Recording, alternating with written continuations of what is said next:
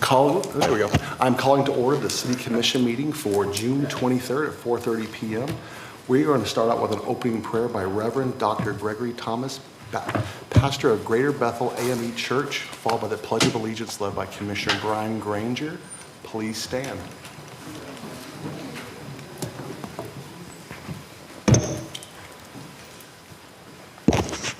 Good afternoon. Let us pray. Most gracious and eternal God, it's on this day that we come giving you praise, giving you honor, giving you glory. We thank you for this time. We thank you for this meeting. And as we gather together to study the plan that was already in process of the meeting of the minds, we ask right now that you touch every mind, every heart, every soul, that whatever this meeting is going to be, the decisions that's going to be made, we ask right now that you intervene and let it be the way that you have already ordained it to be. And we know that when it's in your hands, everything will be all right. We ask you to bless us, continue to keep us, continue to hold us in the arms of your bosom. This we ask in the matchless name of your darling Son, our elder brother, Jesus the Christ. And every heart of God said amen, amen, and amen. Thank you, Reverend Thomas. If you'll join me in the Pledge of Allegiance. I pledge allegiance to the flag of the United States of America and to the republic for which it stands, one nation, under God, indivisible, with liberty and justice for all. Amen.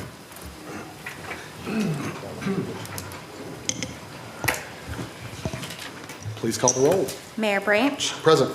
Commissioner Street is not here this evening. Commissioner Hughes. Here. Commissioner Lucas. Yes, here. Commissioner Present. Granger. Present. Mayor, you have a quorum. Thank you. Any additions, deletions, or modifications from today's agenda? Yes, Mr. Mayor, Commissioners, we got one from staff under City Manager. First item, would like to discuss the Destination Panama City snorkeling reef and the city providing some direct support for that. You looking to add that? I would like to add that under City Manager, first one. 13A. Sure, yes, thank you. 13A1. Any other additions, deletions, or modifications? All right, I'll motion that we approve 13A1 for discussion of the BPC. Second. Any discussion? Please call the roll.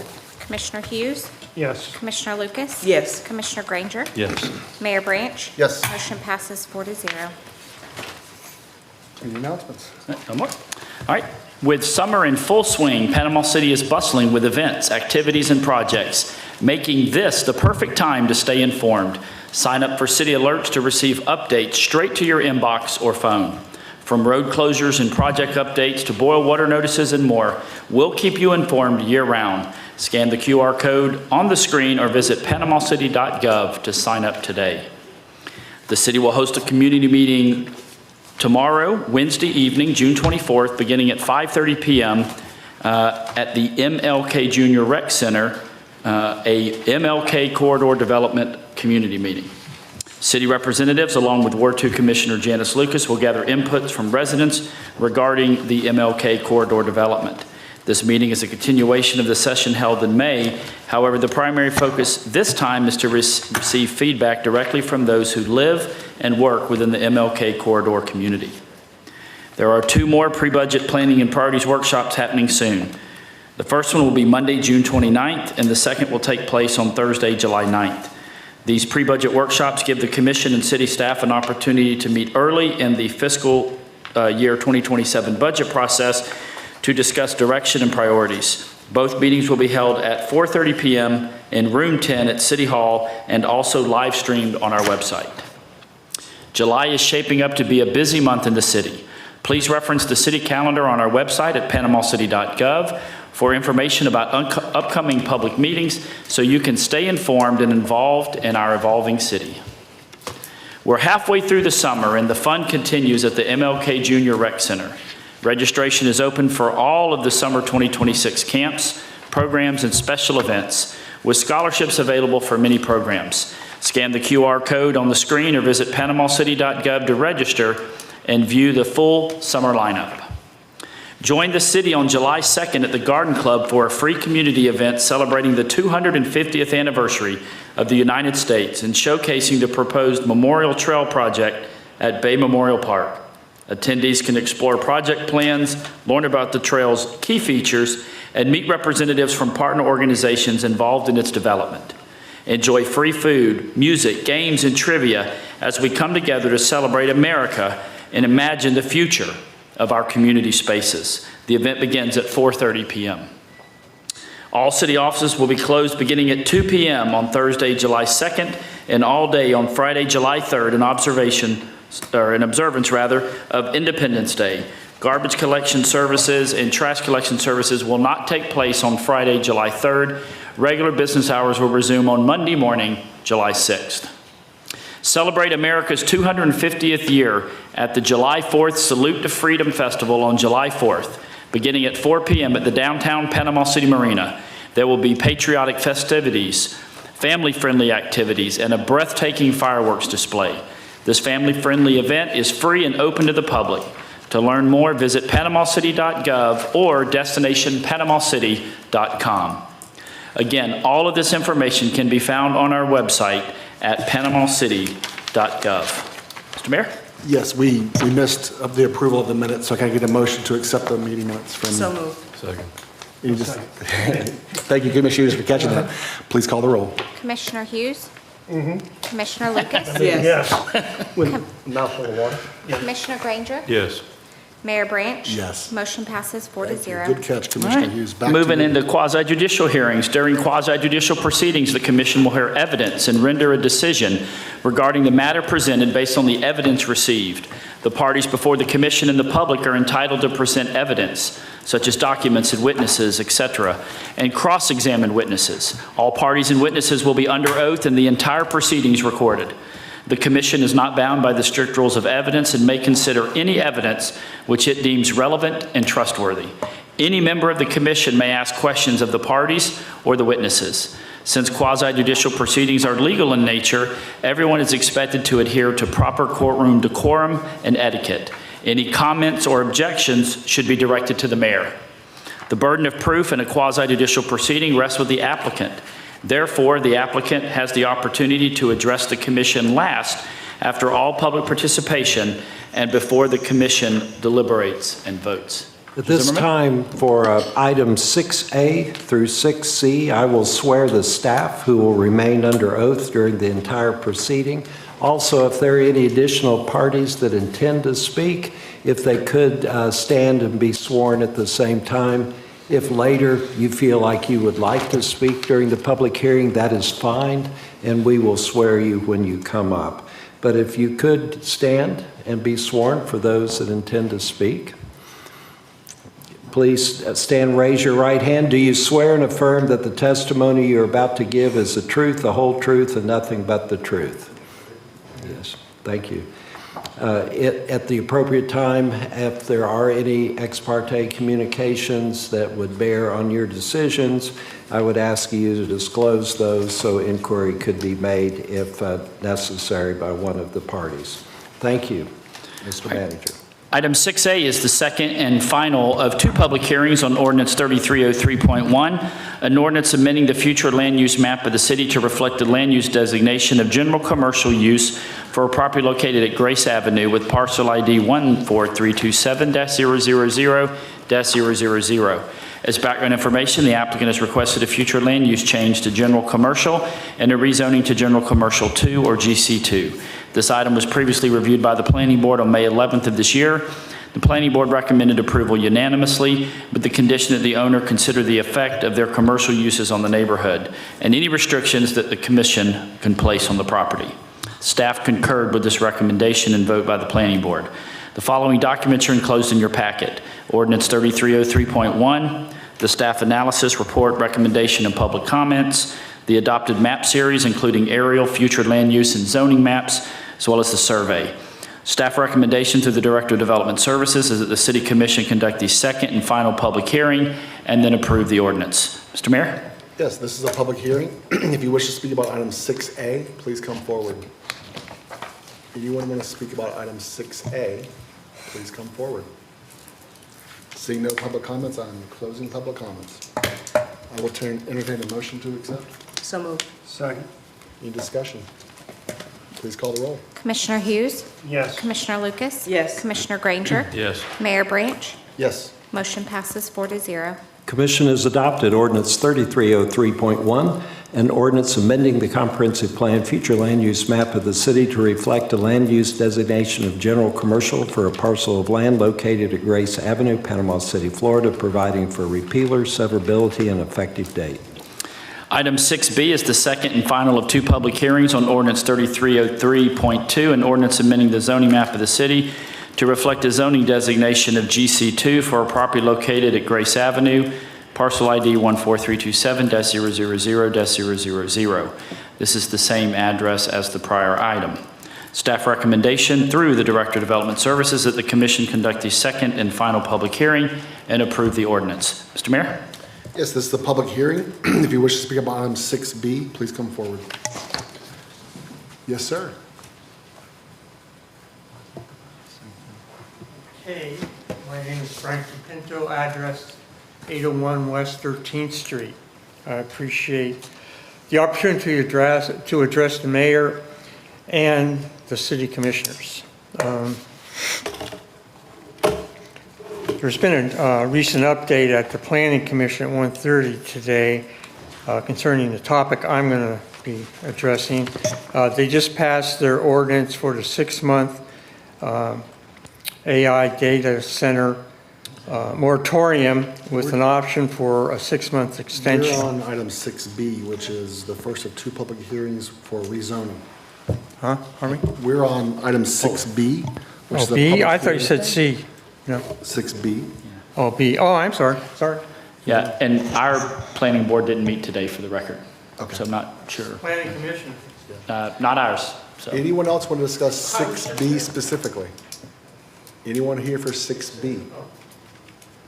Seeing no public comments, I'm closing public comments. I will entertain a motion. So moved. Do I have a second? Second. Any discussion?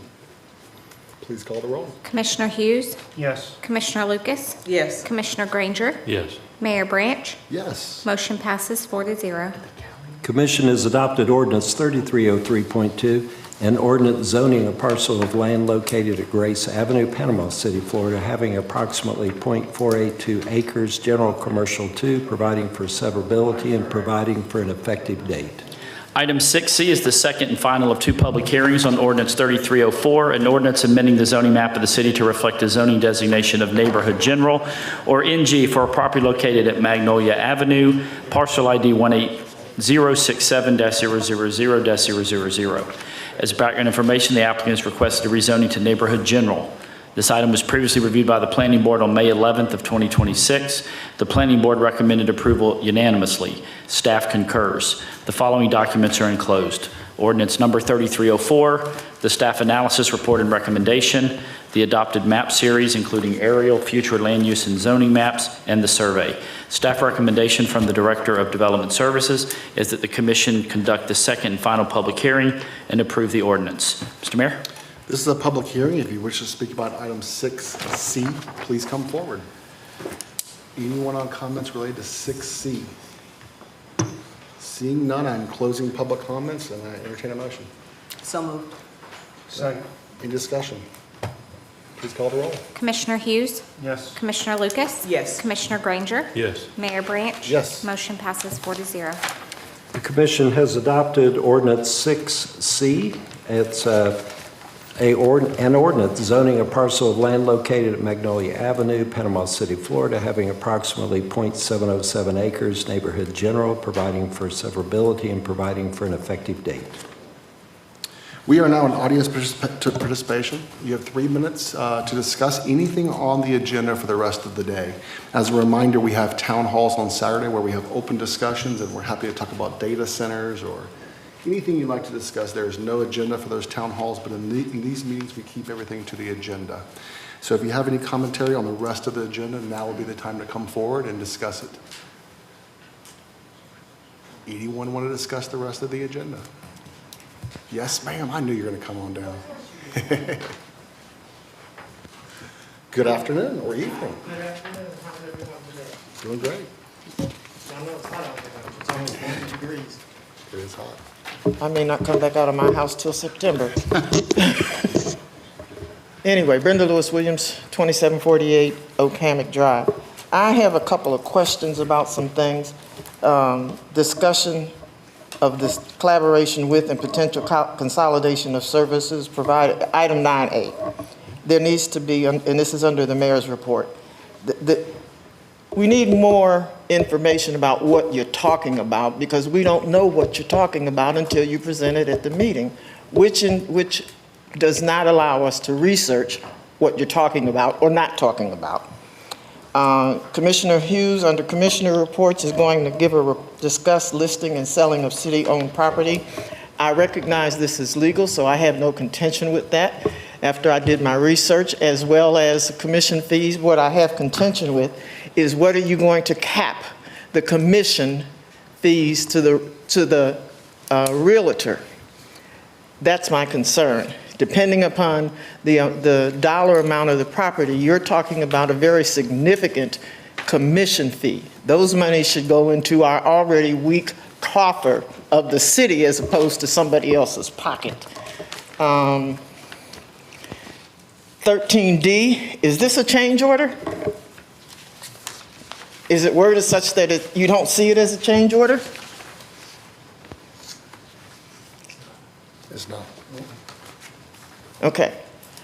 One of the things I've discovered about Burke in their practices, doesn't matter whether you all agree with me or not, there's an old saying in the community, you nickel and dime you to death. Burke change orders Panama City to death. Now, if this is used as a guise for another change order, I don't know, because we can disguise stuff with language when we get ready to. But I think that these need to be investigated a little bit further and see what they're doing. I know Mr. Jones gave a report on what some monies were being reapportioned to, reallocated to, but this sounds like a change order to me. Thank you. Thank you. Anyone else, public comments for the rest of the agenda? Seeing none, I am closing public comments. Moving to the consent agenda, which is items 8A through 8I. Do I have a motion to accept 8A through 8I? A motion to approve. Second? Second. Discussion. Any discussion? So I was about to say something. Well, I just had a question about REC Technologies Inc. for transitioning from the software. Which item is that? That's 8D. 8D. And we're doing the national background check as well. How many volunteers have we had come forward for the parks? Adopt the Park program. Read my mind. Come on down. Keith Meyer, Director of Parks and Recreation. We've had over 60 volunteers through the program since we implemented it about 2 months ago. Okay. Some of those we've done the background checks through our HR department, but that's just not the proper way to do it. So we're doing the NCSI Okay. as our And do vendor. we pay for those background checks? We do. Okay. All right. It's- That's it's- good news, 60 people, and I like that. Yeah, and all those would not go through the background check. Some of those would be for beautification projects where we don't need a background check. The ones that we background check would be specifically those that would be working with children or vulnerable adults. And those right now are about 10 to 15.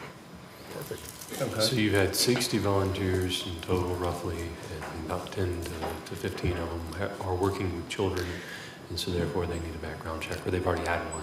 You're Correct. just looking for a faster way to execute. Yes. Okay. And is this system also going to be used for, if you're going to hire somebody at MLK Center? If No, they're we'll- working with children in general? Those would still go through our normal background check process with our Human Resources Department. This would just be specifically for background for volunteers and potentially contractors that might be working in our athletics department. So help me connect the dots on why 2 different background systems or checks instead of one system. The process through that HR does is internal, and we have our PD department, and to ask them to do this volume would put an undue burden on them, so this would be a way for us to have that internalized. I'm assuming it's because HR has an HRM, like a software that they're already using that has many, many things tied to it.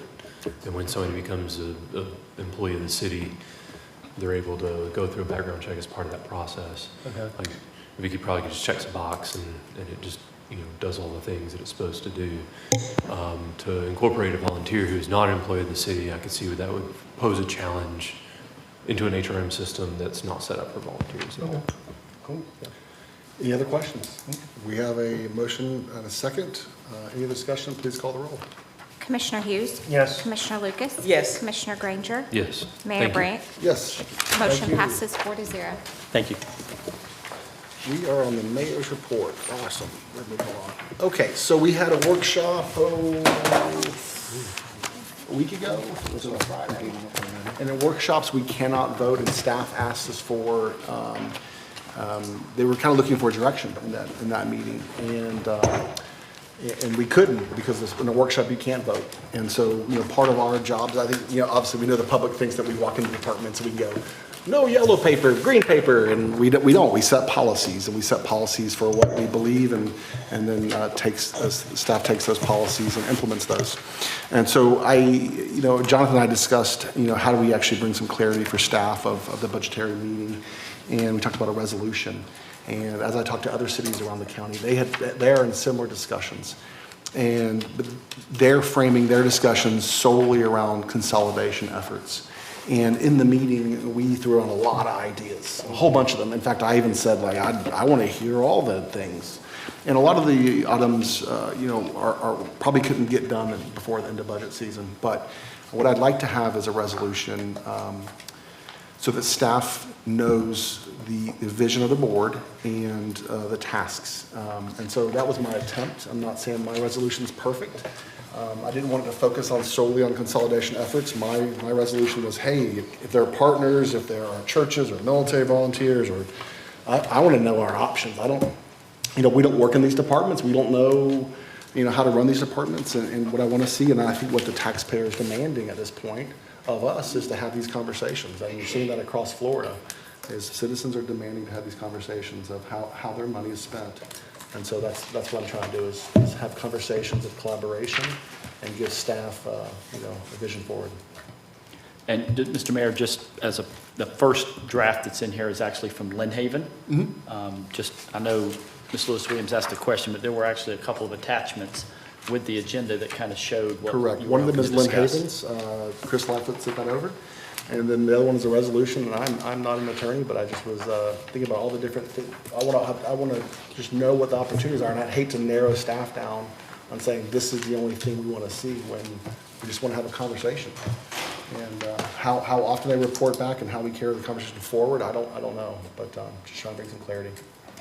So Mayor, I've given some thought to your resolution, to the discussion at our workshop. It was then I proposed the idea of a summit or a place and a space where we can sit together and have these conversations. And I've shared with my colleagues this afternoon a proposal, very draft name, kind of government efficiency, regional collaboration, and shared services, recommendation for a community and stakeholder summit. I think we can reach out to our colleagues at Florida State University and Gulf Coast State College to work with us to facilitate such a day.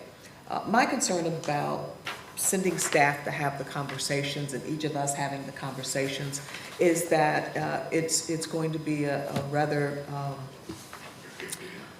convoluted game of telephone, because we won't all be having the same conversation at the same time. And with a summit, we can have key people in community and all who want to sit and be a part of it to kind of look at this. There are these kinds of approaches that have been done in other cities in the county.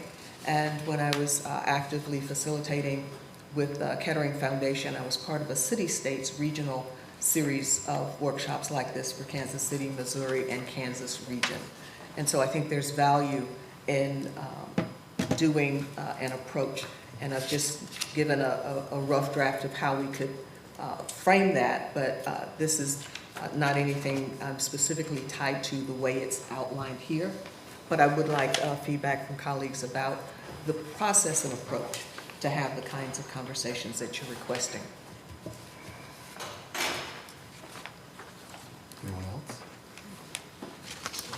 When you say consolidation, is that inside City Hall? Is that with other cities? Help me out on, we're trying to save money. So when I hear consolidation, I hear, saving money. Is that all of us trying to buy equipment together, trying to buy, Yeah, and that's, what's your, I guess that's the question, the answer is I don't really know. Right. Because I don't even know what all equipment we have. It's not like I've not requested a list of every piece of equipment, and I don't know what the county has either. And I think, and so the answer is I don't know. Okay. And I think I share in Commissioner Lucas's concern of like, we're all having different conversations at times, and we all come up here with different information. And I mentioned that even in the meeting, I was like, well, maybe one of us goes to these meetings. But I think there's some initial homework that staff could do of checking with different cities going, hey, what do you guys want to do? And others, if someone said, hey, man, we don't want to share whatever equipment is, cool, noted. Let's note that down. That's not a part of the conversation. But there might be some homework to be done before we have this level of discussion, because we don't want people to show up empty-handed where they're like, we're here, and Yeah, they're like, we're here granted. too. And we're like, all right, Granted. cool. Yeah. So I do agree that I don't want us to have little bits of information, but I also don't want to even know what the conversations are to be had. I've never done this before. so Janice, is your summit include the colleges, but also other governments? Are we all trying to come to, is that how you're? Well, to do something of this nature, we need someone to frame the process. Yes, And so ma'am. that's why I suggested our colleagues Okay. at the State College and university. And there are those who are well-versed in community to put some sort of a deliberative stakeholder summit together. Okay. So but you can see on here, I've included that we need to have those other partners you've referenced. Right. Stakeholders at the table to have those discussions. And to your point, Mayor, preliminary work by staff would certainly help draft and frame the topics of discussion, such that maybe it's a survey that goes out and the other governing bodies say, we would be interested in, to narrow the conversation. So we kind Sure. of come there knowing what everyone wants to talk about, and we don't spend 30 minutes or an hour on something that we're not Sure. ever going to get to the same place with. Okay.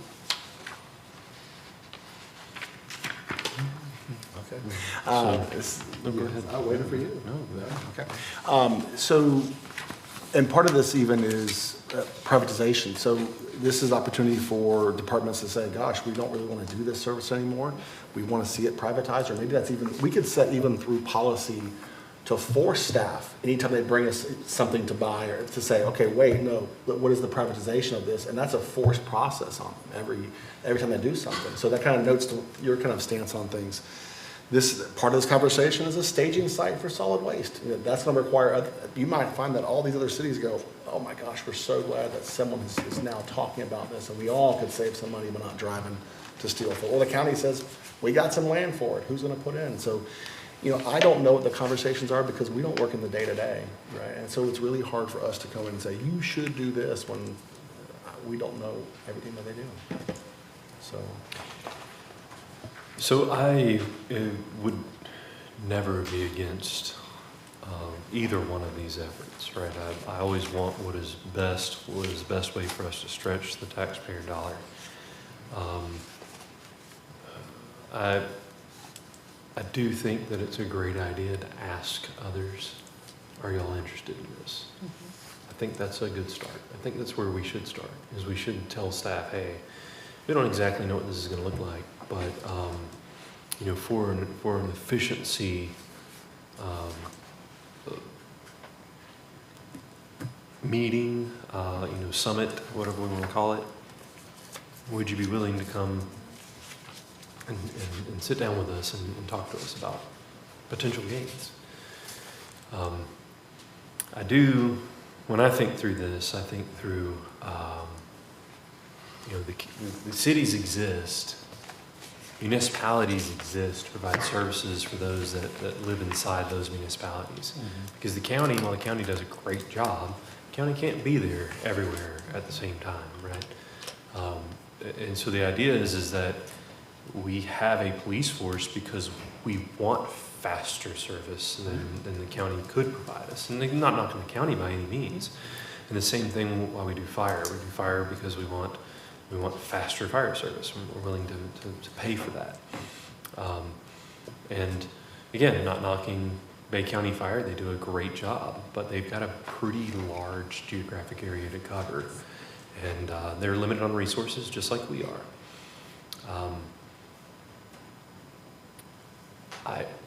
Anytime we can ask another agency, hey, is there a way that we can partner, and then we come out of that with a partnership or an efficiency is great, as long as we are still providing services to those in the city. Otherwise, why have a city, if that makes sense? So that's really all I have to say about it. But yeah, I think we should start with just asking the question, hey, do y'all want to do this? And if we get enough municipalities in the county wants to do it, then I think we should schedule it. And I would say a letter from the mayor or a combined letter from the mayor, city manager, with that request could be the first step. And engage those who are interested in a planning committee to just sit down and hammer out what we would do at a meeting. And then we come back and have a full workshop meeting summit thing where we ask them all the questions and apprehensions And they ask us. Yeah, and maybe even at some point very soon, the public asks questions too, because it's their services and their money, and ours, personally. Parliamentarian, what's the most efficient way to bring all this feedback forward? Is it a resolution? Is it a letter from the mayor authorized by the city commission? What is the best way to move forward with clarity? I think a letter would be appropriate, as far as this came up, and this is what we're thinking about. I think it would be good that the letter come from the mayor. And Two other mayors? To the other mayors. Okay. Yeah, And the from- county. And the county. Okay. And the, yes. Yes. The chairman of the county commission. I think that would be appropriate. And then it might be helpful for us to sketch out a draft. And then when we circulate it, it would go to all of you. If there's any, I don't anticipate there being an issue about trying to just succinctly talk through what we've talked about here in an invitation to an open forum to have a dialogue about consolidation of services. This topic has come up from time to time over the years, not so much consolidating from one city into another city, but just consolidating services. How can cities work together to provide the same level of service at a cheaper cost? I think that would be the most appropriate. Should the thing. letter have a timeline of like, hey, the next 30 days we want to have conversations so that we set the parameters of how we engage and how? Yeah, I don't think we ought to have to vote on it. We ought to, Yeah. somebody up here is a linguist, I don't know who, that might be, but that letter can get done and get signed and out So- sooner than later. Is the end result to have a meeting with all the parties, or to just get a response? Are you interested in pursuing something too? I think staff should have some basic conversations so that we know what questions to ask them before, I think staff should meet and discuss things and then bring us back options. I've never Okay. done any of this before, and so Okay. I want them to work efficiently and clearly, and I don't think they have to package anything up perfectly, but it's sort of like, hey, and then that we have an in-person workshop or something, or a summit where we all ask more questions. As But I as an think we idea. can, yeah. I'm sorry, as an idea, just to get something moving. Maybe it's a little summary of what was talked about, and then a note that the city manager will be contacting their city manager to start a dialogue for next steps, and then we'll report back to our respective city commissions. Is that an appropriate approach? Perhaps I would add that to get the feedback on what topics we might have in our first Yeah, summit that's meeting. better on me. And Correct. so my concern here is, one, that the message we send to our staff, the city of Panama City, is not one of fear. And to our citizens, that we are opening this dialogue. And there's been, since, I guess, the dawn of time, but certainly in the city of Panama City, concerns that things get decided before they get to the dais, and people are not engaged in a part of the process. When we say efficient government, our employees hear reduction in force. And so there is the natural concern, you know, and it does affect our ability to hire people. Why would I go and put in my application at City of Panama City when I hear them just saying they're getting ready to get rid of people? That could be the interpretation, and from some of the constituents I've heard from, that is the interpretation. And so my suggestion here is to take it slow in terms of formulating what we're going to talk about, what is being considered, and know that it's a dialogue to get to action, which I know you're very concerned about. Totally. And, you know, consolidation doesn't mean just up towards the county. You know, even the city of Tallahassee, they actually own the fire for the county. And so sometimes counties consolidate into the city, and the city, so it's a conversation, it's a starting point. And so certainly I understand the apprehensions of staff, and so, you know, we want to move clearly and effectively. Do you need a vote from us to authorize the letter? I think it would be appropriate. Okay. I would agree. I would entertain a motion that the city manager writes a letter that we had previously discussed, engaging other communities on topics of collaboration. So with one correction, I'd like to say that it come from the mayor. Me too. Yeah, but he's writing it. He's writing it. I'll sign it. You gonna give, I'll draft you gonna it, give it'll be him for carte blanche to write the letter? You have your secretary to. My secretary. Have Janice draft it. So the staff will draft a letter and let all of us look at it first, and I will sign it once everyone feels comfortable with it. Let's keep in mind, this conversation is around budgeting and, is that right? That's happening. So 30, 60 days, this week has to happen. We have to get it back. And I think that letter ought to discuss that we're working, you know, time is of the essence, and that we are prepared to move as quickly as everybody else. Otherwise, we're going to have this conversation next year. I agree. So should we put we'd like to know, just having some initial discussions within the next three weeks? Can the letter go out next week and have, say, in the next 3 weeks, have discussions? We could have the letter out by the end of the week. Okay. Is that expeditiously? So moved. Yeah. Do I have a second? Did I motion? Did I make a You just said so. Granger I did. moved. motion? I'll second that. Okay, any other discussion? Please call the roll. Commissioner Hughes, Yes. Commissioner Lucas. Yes. Commissioner Granger, Yes. Mayor Branch. Yes. Motion passes 4-0. Yes, sir. Commissioner Hughes, you are up. Item 10A. Yes, thank you, Mayor. So in our quest to take this land that we have and do something with it, we have a disposition plan with Panama City that Sheila Ware uses in the housing department. And that plan really is designed for affordable housing and the management of getting there, but not necessarily the disposition of these lots. And so when I originally did this, and I volunteered to do this is round 3, and I'll keep doing it as long as I can, but I think we're getting closer.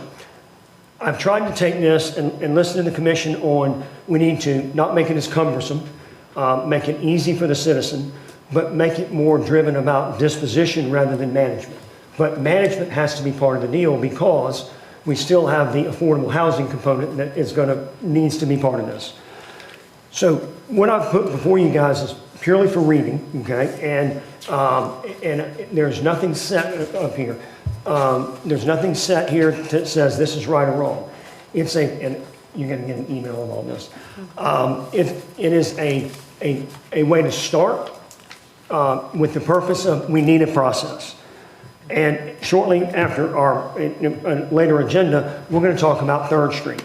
3rd Street's in Millville. It's one lot. We spent 30 minutes the other day talking about a $25,000 lot, and we didn't get anywhere.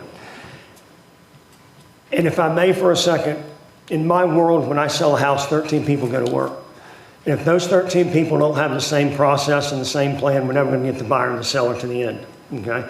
And I would hate for the city, this commission, the staff, and the citizens to have to try to muddle through what is now, after I've taken all the lots out that we can't sell, it's around 180 lots, to try to do those on a case-by-case basis, because I think everybody in this room would be dead by the time we got it done.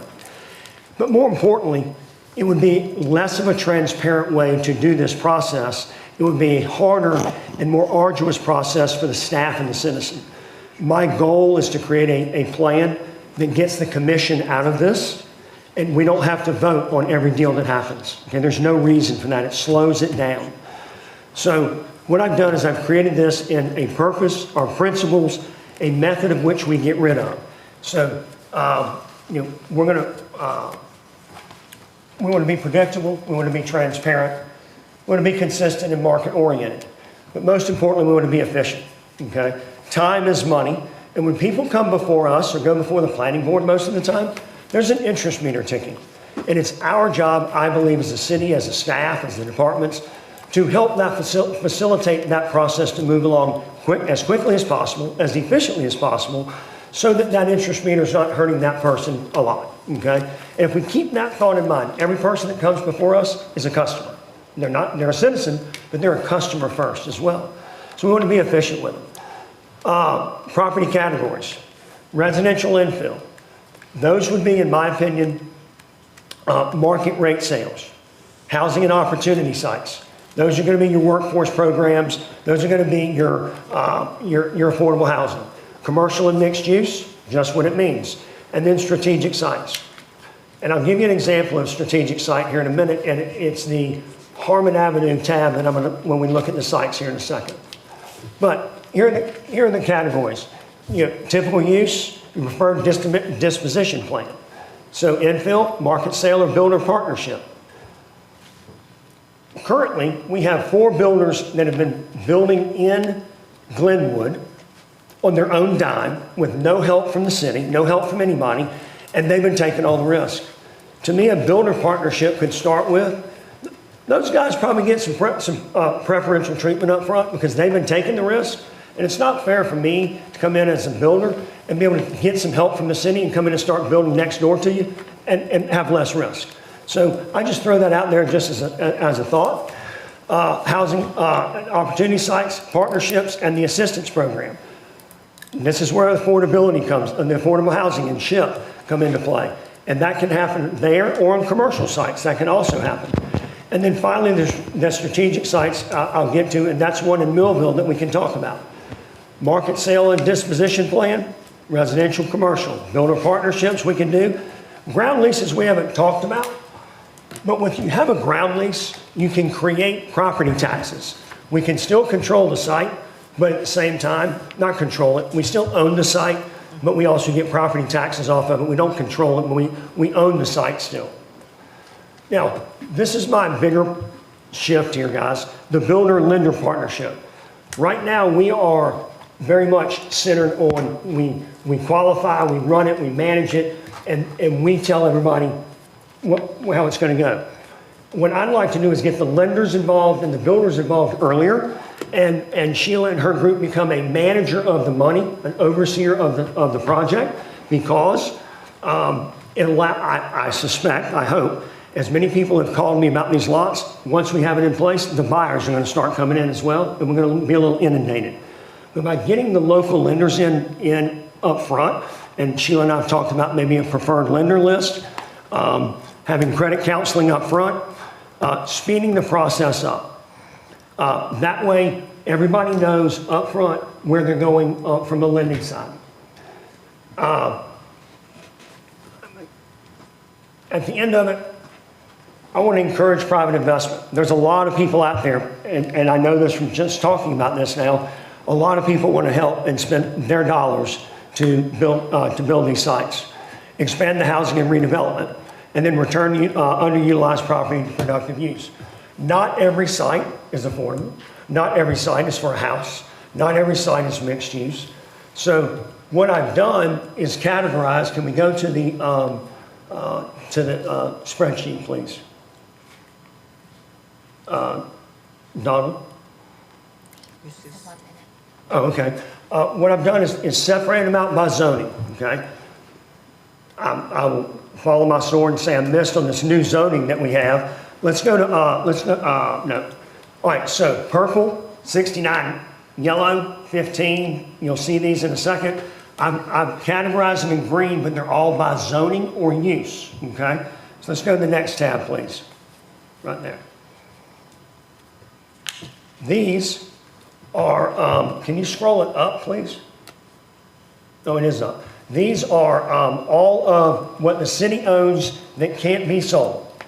It's retention ponds, parking lots, wells, things of that nature. Now, there are some retention areas that we can actually sell. It's kind of pretty. Not going to get into that right now. Bad idea.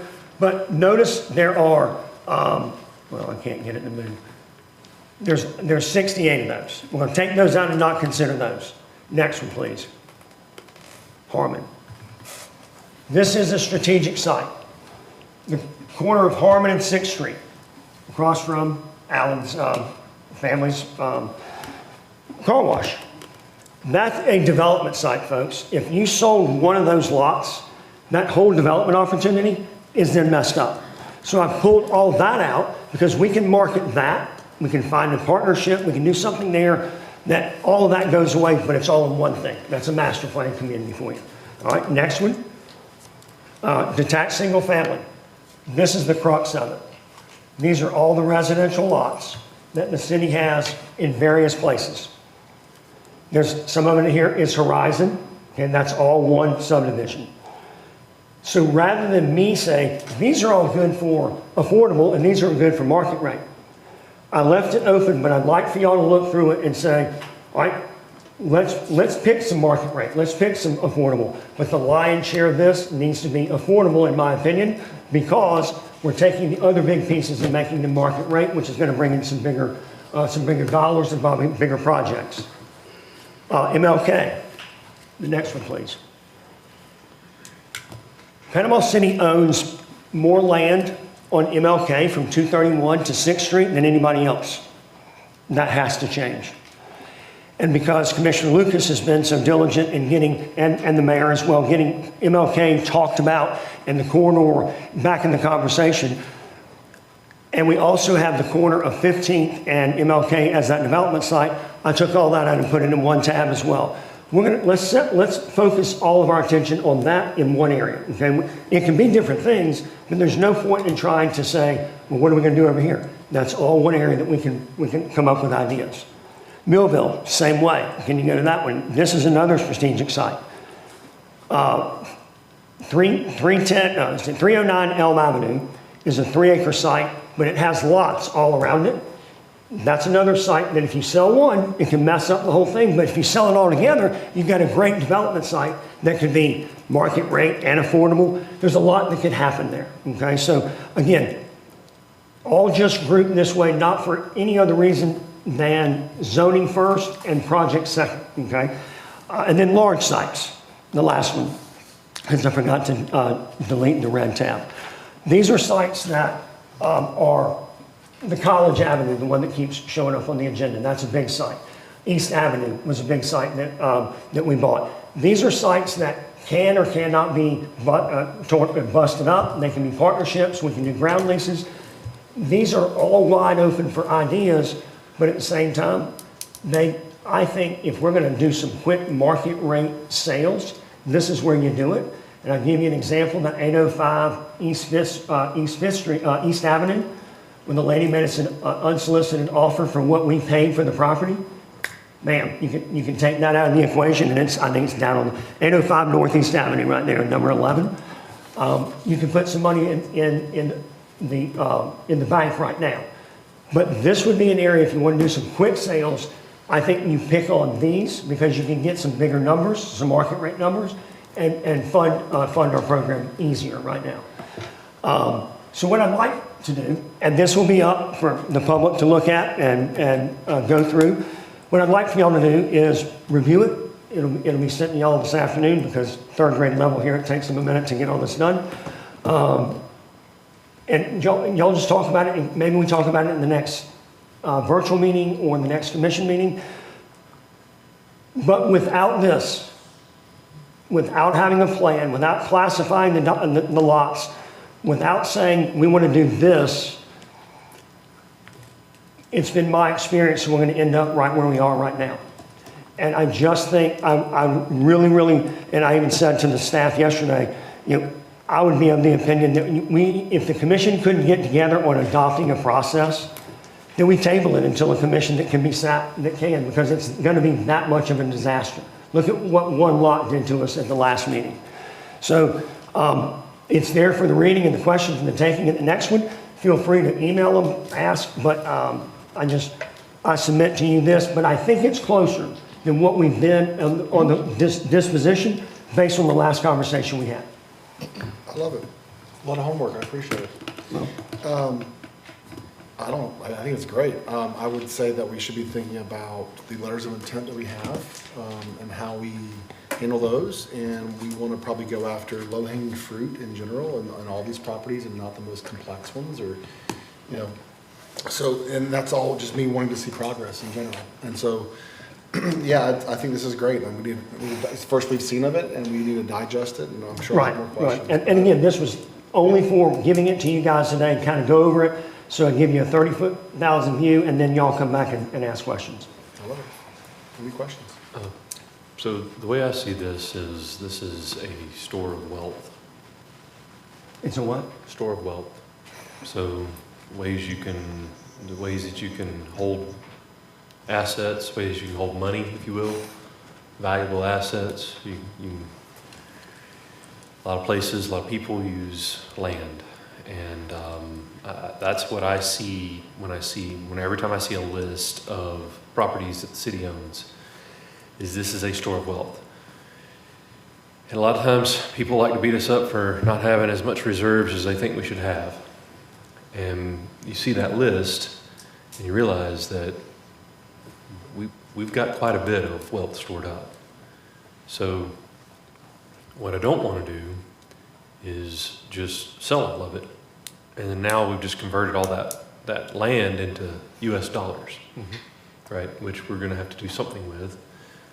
And I know Commissioner Street, he doesn't want any of it, and I don't want any of it to go into operational budget. It needs to go into reserves, or it needs to go into another store of wealth, right? So while I'm not opposed to selling property here and there, I also don't want to necessarily just jettison this store of wealth in favor of another one. So with that being said, vacant land sits there and doesn't do a whole lot for us, right? I realize that. And we are not a commercial property business. What I would like is ground leases where we can. Obviously, that's not the one solution for everything, but where we can, ground leases make way more sense to me because it is that store of wealth now earning profit for our citizens. Excuse me, when you say ground leases, is that how we talked about community land trust, or those? No, just leasing the dirt to them for 100 years. Yeah, ground lease would be similar to what is out the marina with the hotel and the And Harrison's. and Harrison's, the restaurant. We would never not own the property. Yeah, where the city still owns the property, we're just getting a premium off of the amount of money that they're making there. And you get property taxes. And you get property taxes. So I love ground leases for that. That's if any of us owned this individually, we would likely turn it into like a triple N, or we would turn it into something where we would earn money off of it, maybe sell some, but not necessarily sell all. And that's where I would like to see us move more towards, instead of just sell, more, hey, let's work with somebody, maybe we can get affordable housing under a ground lease where we actually make money off of an affordable housing arrangement. That has happened. Cities have done that. It may not be a lot, but it'd be better than what we're getting now, and it would pay dividends into the future. So, a lot of times we look at this and we look at, okay, well, this piece of property might be worth, I don't know, $150,000. And we sold it today, we got $150,000. Well, in 5 years, that $150,000 isn't going to go as far, right? So by holding on to it, by receiving payments from a ground lease, especially if we build in increases into that ground lease, then we can protect the citizen dollar for 100 years, 99 years or so. So anyway, that's just my 2 cents on it. That's where I kind of stand with this stuff. So as you all know, I'm quite concerned that we put a dent in those more than 3,000 affordable housing unit, that delta we have of need in our city, in the city of Panama City. And this is one way that we can do that. Community land trust we've talked about as a way of doing that. And I thought, and I don't know if you've thought about the community land trust with our NSP properties. They're already rentals. If we were to get that process going, it's similar to a ground lease in that the city would own the land or the community land trust would do that. And I think that's worth exploring because that builds in affordability in perpetuity. Because we know the land value, thus cost, is going to continue to rise. And, you know, we might solve it today, and 20 years, there's still an affordability crisis because the land values have gone up. So am concerned about making sure we do that. I appreciate you're taking this task on and making this understandable in a way that we can move forward to it. I do strongly believe we need a disposition policy, a process that is easily explained. Everyone can read it, see it, understand it. On the unsolicited proposals, we got a chart showing that some go back 3 or 4 years. And I think we need to give real thought to clearing the slate in a way that says, you know, some of this is null and void because we haven't acted on it. And how we move forward in a way that everyone has an opportunity, particularly now that the list is out. People have been asking for this. What is it that we own? And people have ideas and thoughts. And then lastly, I just want to say that we have cultivated some small-scale developers who are very much interested in this as well. And I think there are some builders in the Millville-Glenwood area that might be off your radar because they're smaller than, you know, the 10, 20 homes that a builder may have done. So. Okay.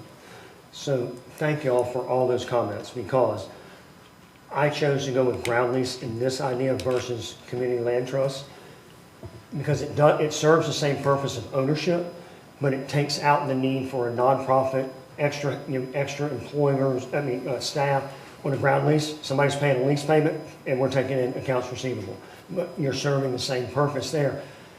One thing that I keep running into when it comes to affordable and rental, I think, would have to own the rental, because it's hard for me to say, Brian, I want you to go out, I'm gonna give you this dirt, and you go out and build a rental property, but you can't raise the rents for 10 years, but your mortgage amount's gonna be X. That, to me, that's a showstopper. It's not fair. The city owns it, we can tell ourselves that.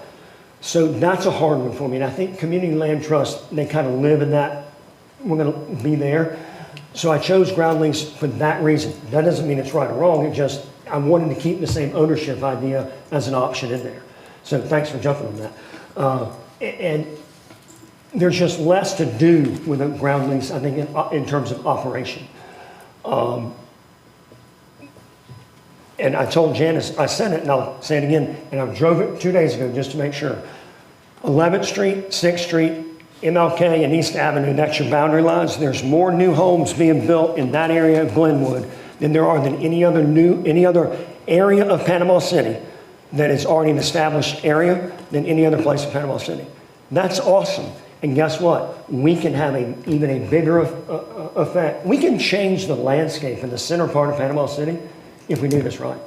I mean, it really, really, because there's so much in Millville and Glenwood and going back to the west down 11th Street, we really can. And it's just a really cool opportunity to have. So I appreciate y'all talking about this and thinking about it. So let's move to 11, but I want to quickly say that we should be thinking about giving our feedback to staff, but also pushing forward with some small incremental policy. Yeah. Very, very soon. It might not be for everything, but think about the easiest thing that we can start like movement on. All right. Maybe prioritizing these groups. Yeah, maybe prioritize, exactly. And so think about that, Robbie. All right. Awesome Thank you. presentation. We are on 11A. Ms. Brandy. Yes, thank you. 11A is the notice of vacancy on the Municipal Police Officers Pension Fund Board. The Municipal Police Officers Pension Fund Board has one vacancy. The previous board member has resigned and the term ends October 12th, 2027. The Police Pension Fund Board is responsible for the investment and reinvestment of the assets of the fund, for determining all claims for retirement benefits, for exercising the sole and exclusive administration of and the proper operation of the plan. The trustees of the board perform such actuarial and accounting functions as are required by law and fulfill all other such duties as may be required by law. The board meets in regularly scheduled quarterly sessions on the first Thursday in the month, and the months of March, June, September, and December during the year. The meetings are held on the first Thursday of the respective months. The Panama City Municipal Police Officers Pension Fund Board is a 5-member board. The City Commission appoints 2 members that must reside in the city. The Panama City Police Department elects 2 members, and then the board then appoints the 5th member. The Commission confirms the 5th member. Members serve for 4-year terms. The board is not subject to term limitations, and the applications are available at the city's website at www.panamacity.gov. And that's just a notice. We have not received any applications. Please apply. You noted that there were different appointees. The applicant that's open, I'm sorry if I missed it, which category? It would be the one that the commission appoints. Okay, thank you. Is that correct? Yes, okay. Just want to make sure. Thank you. Okay. All right, item 11B is consideration of approval of Resolution 2026-06-23.4, the First Amendment to the Capital Improvement Revenue Refunding Note, Series 2025, known as the note. As background information, on December 1st, 2025, the City Commission approved the use of the note to fund the first 50 slips at the PC Downtown Marina at an approximate cost of $5 million. Previously, the City Commission approved the use of the note to fund the bulkhead repairs at the St. Andrews Marina. Since that time, the cost estimate has been revised from $12.9 million to roughly $17 million. The bank has approved the use of the funds in an amount not to exceed $23 million. Since the funds are non-reimbursable, an amendment to the note is necessary to allow for the use of the loan proceeds. Staff recommends approval of Resolution 2026-06-23.4 and the First Amendment to the note in substantially the form attached. I will entertain a motion. A motion to approve. Second. Second. Any discussion? Please call the roll. Commissioner Hughes? Yes. Commissioner Lucas? Yes. Commissioner Granger? Yes. Mayor Branch? Yes. Motion passes 4-0. Commission has adopted Resolution Number 2026-06-23.4, a resolution of the City Commission of the City of Panama City authorizing the execution and delivery of the form of attached First Amendment to amended and restated loan agreement between the city and Truist Commercial Equity, Inc. as purchaser of the city's Capital Improvement Revenue Note Series 2025, providing for repeal of inconsistent provisions, providing for severability, and providing for an effective date. We are in item 12A. City Attorney. Okay. I'll spend just a little time setting the background for this, but before you is I think six documents. But one is, this is approval of the Cost Plus contract that was attached to the lease agreement 2 years ago. This is, the lease agreement had attached to it a Cost Plus contract that wasn't completed, wasn't filled in completely. and it said when the time came, it would be filled in and then approved. So the first item in your agenda pack is a memo from Clint Murphy, Public Works Director, on cost control safeguards for upland reconstruction of St. Andrews Marina. Also, he attached what he had prepared on February 2nd of this year, revised estimate of cost. I have my letter dated June 15th, and I attached it, a previous letter I wrote on the same topic, February 2nd. There is the completed cost plus contract that is online, that was attached to the agenda online. There is the completed general conditions. The general conditions are a part of the cost plus contract. Yesterday, and I'll talk about this, I did send you an email early in the evening with 5 changes that were requested by the Gormans, and I will go over those 5 briefly.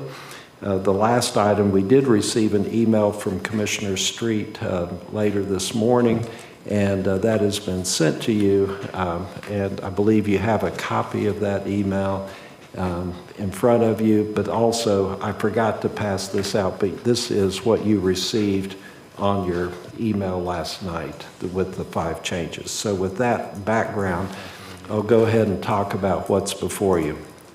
Now, the cost plus contract was discussed and approved in concept or the form in May of 2024 when the Commission approved the long-term ground lease between St. Andrew Marina Partners, SAMP, for the construction and operation of the wet slips in the marina. Attached to that was the form cost plus contract. They agreed, the city and SAMP both agreed in May of 24 that the bulkheads that were built around 1960 needed to be rebuilt.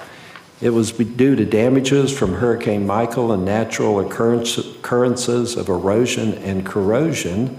The city agreed that that the city had the responsibility to pay for the cost, that was not something that the lessee would pay for. The lessee would pay to build the wet slips, but the city would pay to rebuild the bulkhead that went around the L-shaped uplands area.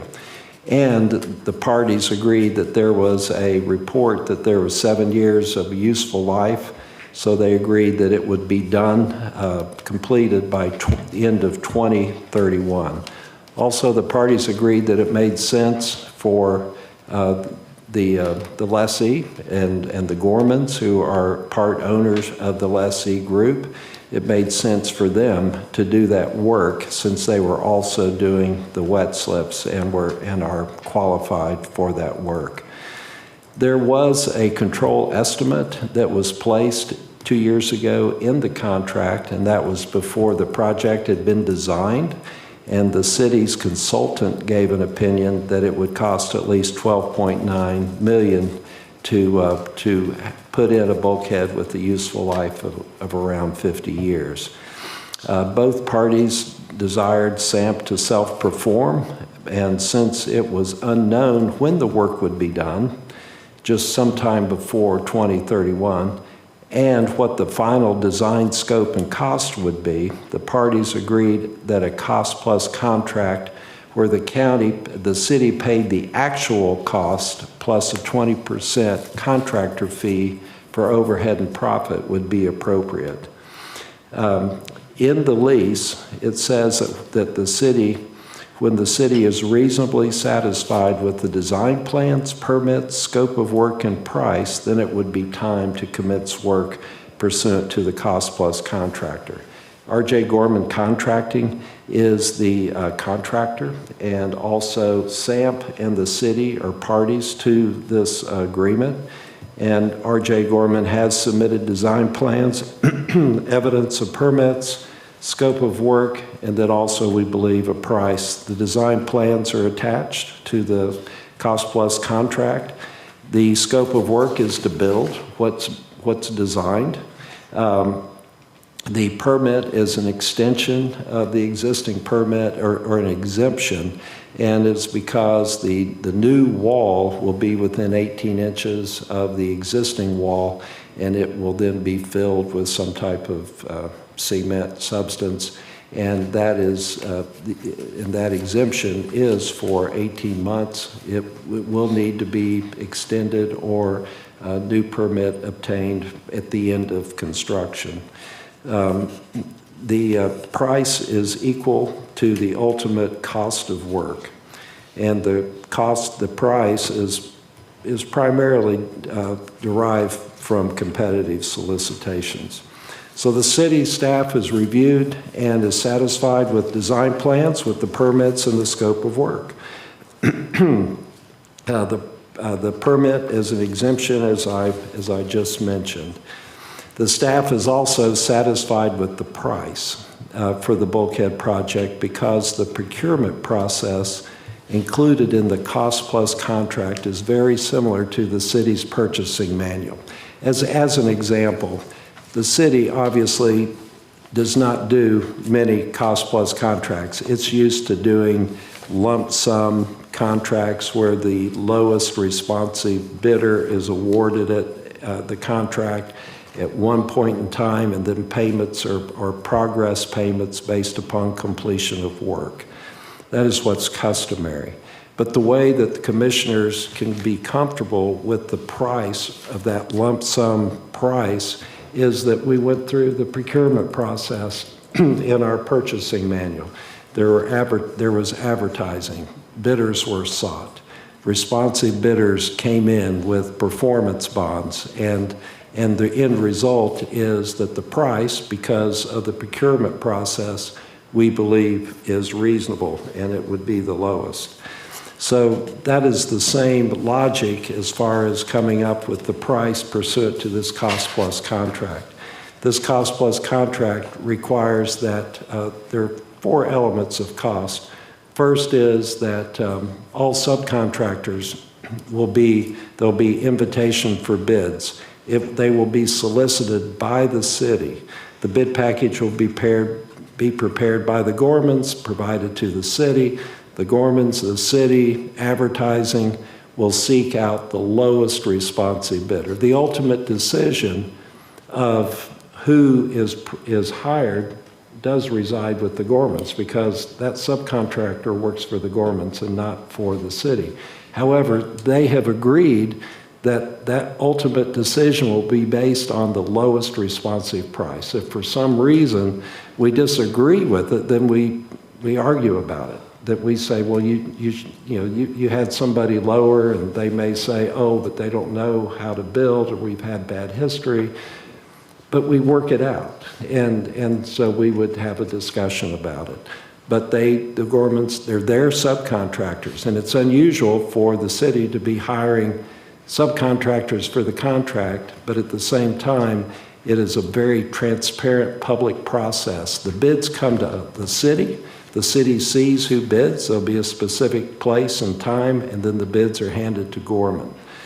Also, the other big element is materials, probably the largest element of this contract, and the sheet pilings. And there, we are following a process in our purchasing manual where you get quotes, and the quotes will be solicited by the city. And the Gormans will say, well, you need to get quotes from company or vendor X, Y, and Z. We may have our own vendors we want to get quotes from. We advertise it, and then we come back, and if the quote meets the specifications, in other words, the steel is what the steel is supposed to be as designed, then it would go to the lowest cost. And it's a very, once again, the quotes are received by the city, not by the Gormans. They're then handed over. And that is a direct purchase. So there the city actually buys the materials because of sales tax savings on it. The third element in the major price in there is labor. And the labor cost around 20% or so of the contract. But the labor is based upon the Gormans have agreed that, the contract requires that we pay the actual cost for the labor. And then they have further agreed that there is this index that's one of the last exhibits to the cost plus contract, that they will not, that whatever the actual cost is, it will not exceed 110% of the positions that are in there and the classifications of what's listed as far as an hourly rate. So we don't pay those rates. The rates we pay are actual, but the actual won't exceed those numbers that are in there. So that are in there in the cost. So we have subcontracts, we have materials, we have labor, and then the other one is rental rates. On the rental rates, there's a reference to a blue book. And the blue book is something that is used industry-wide as far as when you self-perform, because the contractor has purchased equipment, it is entitled as part of its compensation package to be paid as if it is renting the equipment from itself. And so that is, they agreed that they would be paid 100% of the cost of that equipment rental, and that's in there. And there were some other provisions added that where the city has control. I mean, the city will have somebody watching all this. This is a labor-intensive effort on the part of the city, and that if, for example, they decide to store all their equipment at St. Andrews Marina, the city would object and say, hey, you're not using it, you hadn't used it in 3 months, you need to move it off, and please don't bill us for rental of that equipment. But that's not the rate, that's just making sure that there's judicious use of the equipment. So we believe that with these controls, that the competitive pricing will result from following this procurement process. The one mention is that there is a control estimate that was in the 2024 form lease agreement, form contract, and then 2026. That control estimate is $14,673,805. It's the same one that was discussed in February. It does not include the contractor's fee, so the total amount would be $17,608,000. That control estimate is primarily useful for sizing the payment and performance bond and the amount of insurance, and also as a guide in monitoring the progress of the work. But it's not a guaranteed not to exceed number. Hopefully the number will be less, but the number may be more. It'll be what it actually is, because as Mr. Murphy pointed out in his memo, when you have a lump sum bidder, they have to price everything on the day that the bid is submitted. And so if steel happens to be high, then we're going to pay for high steel, and regardless of what happens in the market. But if steel drops, then the contractor loses. This way, you can time purchases to follow your needs and hopefully also get the best competitive advantage. So that really covers the contract. And then I did send you, Mr. Joseph Pazzaretti is the attorney for the Gormans. He's with the Gray Robinson firm out of Pensacola. He's been very good to work with. He's still worried about a few things. And so he said, well, look, we really would like clarification on these 5 points. And those 5 points are the ones that I sent to you, and I can very briefly go over those. And one is a general condition, and this was really an oversight on my part, that we have in our contracts that we take the risk of things that are unknown, unseen, that are concealed in the ground. And this is a dirt project. It's right next door to, and because with all the tiebacks, the entire LDOC will be torn up. And so if there are unknown conditions that they can't reasonably see, that they would have an adjustment. since it's cost plus, if it's reasonable what they're doing, they're going to get an increase in cost anyway, but it may impact the time. So I felt that was a good clarification, recommended. Also, there's a general condition 3.18.3. It just clarifies that the contractor is required to indemnify and hold the city harmless to the fullest extent by law. That's a good provision for the city. Pointing out that there's a reference now to the statute, and the statute does have some limitations, but that's a limitation that goes across the board to all public construction contracts. I believe it applies whether you reference it or not, so I have no problem in referencing it. General condition 9.5 is a clear statement that if a portion of your invoice is disputed, that the city is obligated to pay the undisputed amount. That's already provided in Florida law under the Prompt Payment Act, Florida Statute 218.735. Have no problem including that as a statement. So if there's a $100,000 invoice and $10,000's in dispute, you go ahead and pay the 90, and then you work out the 10.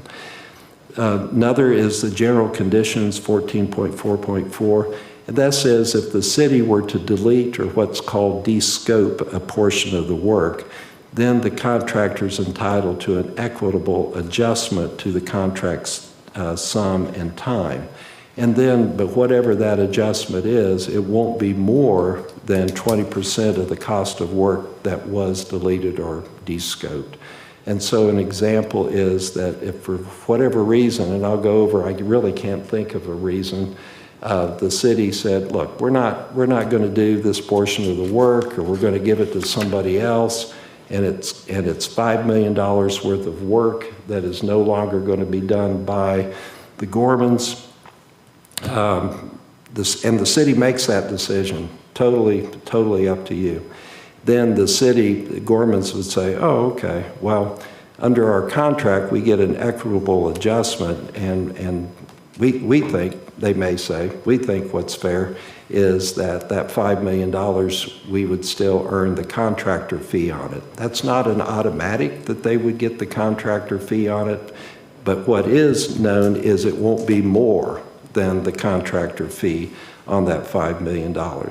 And so you think about, well, the city wants to hire Gorman to construct the entire bulkhead. The city has agreed to have it all built by 2031.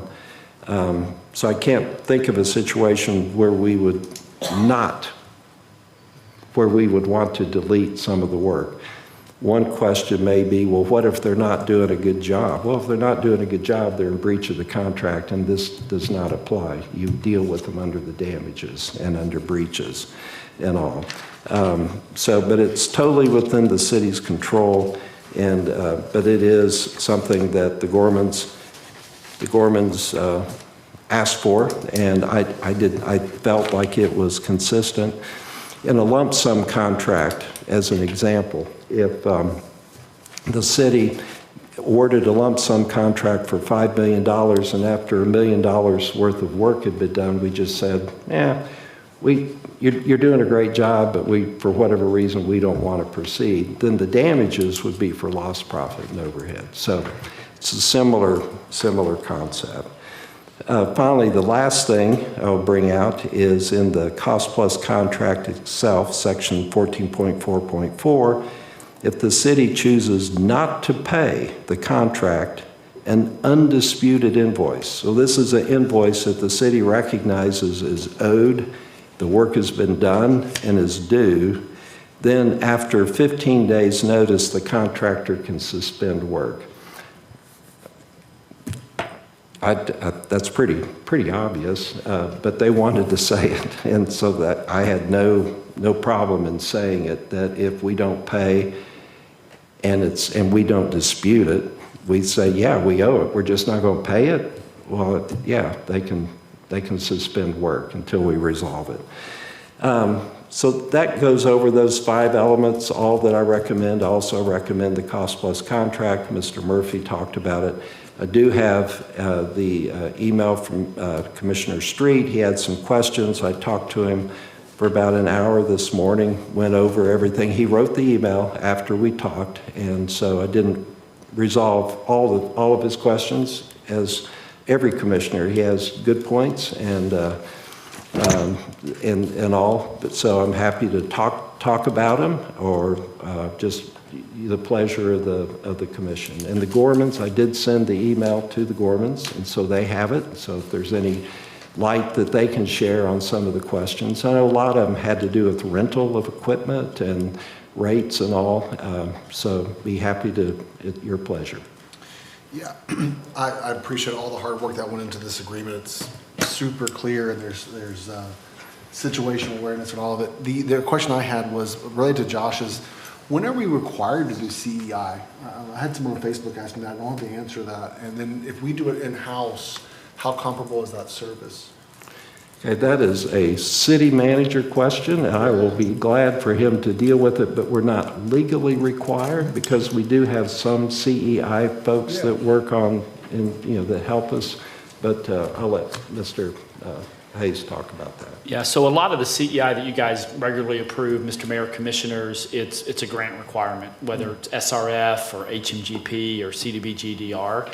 But to Mr. Zimmerman's point, this is, we're not utilizing any grants for this. This is, so we have flexibility.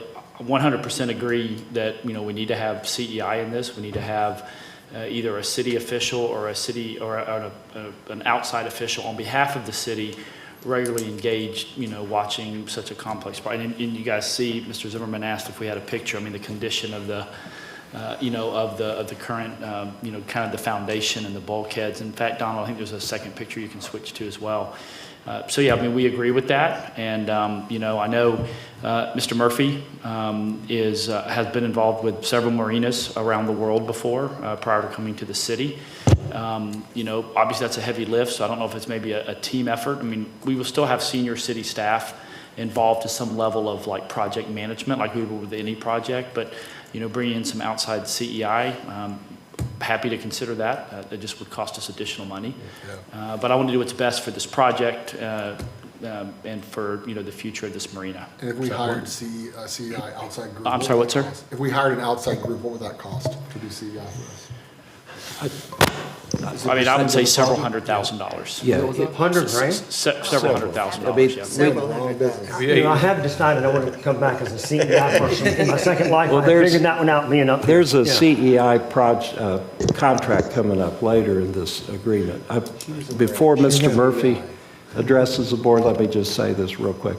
This has a lot of similarities to a FEMA project in the sense that a FEMA consultant helps you make sure that you follow your procurement rules that are also satisfy FEMA's procurement rules. Here, it's our job as staff. We don't, when they give a lump sum, we don't really care how they procure their stuff. Mm-hmm. We do now. And so you need somebody, and Mr. Murphy came with a consulting firm, that's how he got here, after Hurricane Michael, who did that type of work.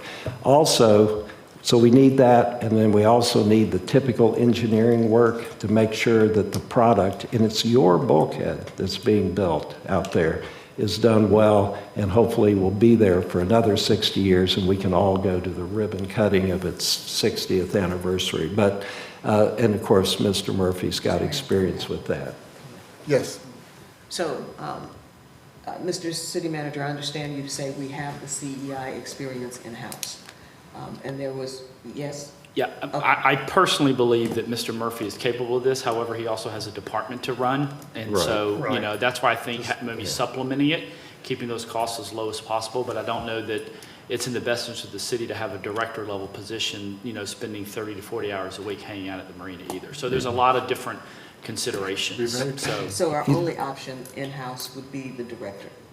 In my personal opinion, and Mr. Murphy can correct me if I'm wrong, but given his experience in the background, specifically around marinas, I'm not aware of any of other CEI staff that have marina experience. Darren has marina experience. He was involved in the downtown. Oh, the downtown, bulkhead. yeah. That was before I got here. Yeah. Clint Murphy, your Director of Public Works. So going back to the cost question on CEI, typically we see on the SRF projects, which are reimbursed, about $100 to $120 an hour is a typical rate for CEI. If you add that up, 40 hours a week, 52 weeks, you're looking at $250,000 a year for that position. If you hire it out, we do have capable, I'd have to talk with Stacy, who kind of runs that area, to make sure we have the bandwidth to be able to do that. Certainly, I want to spend a lot of time there.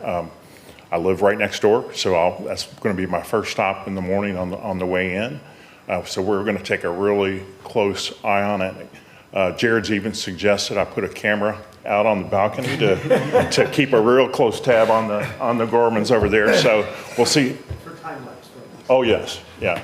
So, yeah, but there is a significant cost associated with hiring outside CEI, but the price tag of this project is pretty high. So in comparison, it's... Just on the cost, the city will be using loan proceeds, and then I mentioned in my letter, didn't mention in my lengthy presentation, both our financial consultant, Joel Tyndall at Hilltop Securities, as well as our bank, believe that we'll be able to, don't see any issue with us getting long-term debt, like 40 years, the lifetime of the bulkhead. And that cost for CEI and for other soft costs would get rolled into, you'd use loan proceeds, and it would get rolled into the final financing. So one of the concerns, additional concerns I have is the time. We've got a July 31st deadline. How long would it take for us to bring on the CEI and work with Director Murphy to get that piece in place? We would need to go through a competitive selection process if it's an outside engineering firm, and that would take 30 to 45 days. But the CEI is important, and they will, I'm sure, get to work immediately, but getting to work is more paperwork initially. So I think if we get somebody hired, if that's the pleasure of the commission, get them hired in the next 30 to 45 days, that would be fine time to be involved in the process. If we were doing a bulk contract with no procurement by the city, we wouldn't have a CEI, right? You would have a CEI to make sure it's built correctly. You wouldn't have... That's easy, you drive down there and see it's coming out. But Yeah. No, it's not. reason I ask is, how much time have we created more by having the city involved, doing the procurement process, all of it coming to the city, then going to have we created more time? Yes. Okay. Well, this is why we can't be in partnerships. We can't get out of our own way. Commissioner Hughes, Okay, this is that also- bothers me. This is also federal procurement requirements, and I believe that's what Mr. Zimmerman was trying to... Why? Well, no, we've chosen to do the procurement requirements. Yeah, there is no federal money, so it doesn't apply. The reason that I believe, and I drove the discussion, Commissioner Hughes, with the Gorman Group, is that for you to be comfortable that you'll end up ultimately with a reasonable price, you have to be comfortable with the procurement process. Okay. And to be comfortable with the procurement process, you got to know what's going on. And what better way than the bids come into the city or the quotes come into the city. And we did something similar to this with a $20 million Triumph grant that was then utilized by the city for Eastern Shipbuilding. We put in the contract that everything that was there, we were soliciting general contractors to dredge and to build aluminum big buildings.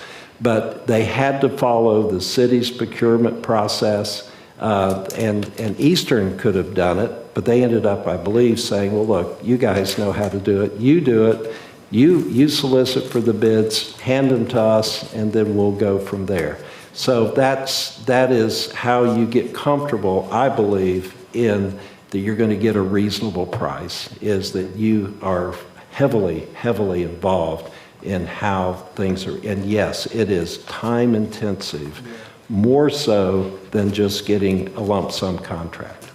Yeah, I would imagine a lump sum, there's still inspections of making sure the tiebacks are the right sizes and all that You're sort going of to stuff. pay for it in lump sum, it's just going to be called a change order. Here, you just know up front what the cost is. Sure, sure. But it moves faster when the private is involved versus us, in my opinion. So in some of this, I think they're in charge of getting the bid, the low bid number, and then they bring it to us. No? We It all always, comes to us? everything comes to us and then we give it to them. Gormans are very concerned about the city slowing it down, but you know, they agreed to the process. Yeah. They agreed to the process because they want to get it done, just like we want to get it done. And I believe this commission will incentivize and encourage everyone to work expeditiously. So if they say, hey, we need to order, this is a 9-week out thing, we need to be on board with that. No, I didn't get the email. No, we're not ready. They're in charge and they say it has to happen, then we need to be okay with that, right? Not argue the fact that it's not 9 weeks. They're running the project. Yes. And Yes. we're a partner, and we're the partner that's helping save money, that saves taxes, do the procurement. We need to work as quickly with the project, not as government works. That's Can correct. you Yeah. help move that along? Yes, absolutely. Okay. One of the things I suggested to the city attorney was instead of doing formal bids, because we are under a tight deadline, our exemption expires in just a little over a year. We're not sure if we can extend that yet. That's a legal question, but if we have to move very quickly, then the formal bids will not work for us. We'll have to do quotes. So I believe you carved out an Yes. exception under kind of emergency circumstances that we would go to quotes instead of bids. Thank you for Yeah. reminding me. Yeah. Yes, there is a provision that there's exigent emergency situation that the city manager, upon getting the opinion of the city clerk and the city attorney, could go ahead and, instead of doing a full-on bid, go ahead and get quotes for subcontractors. And I always listen to Nevin and Brandy, especially when they agree.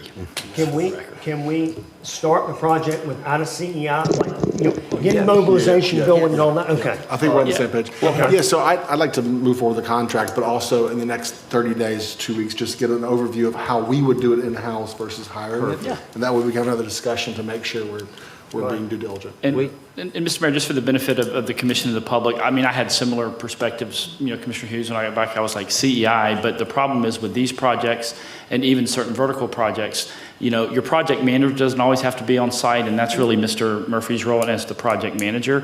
But, when you're like putting pipe in the ground and covering dirt, I mean, that stuff happens really fast, and if you're not there to sign off on it, and it is very strict with the SRF grants and with the CDBG, DR, and HMGP, because we're signing off that, yes, this type of pipe, or if you're putting things behind, sheetrock and all that. So that's why, you got to have CEI kind of almost embedded in a project like this, because so many things are quickly covered up with asphalt, concrete, buried in dirt, put behind walls.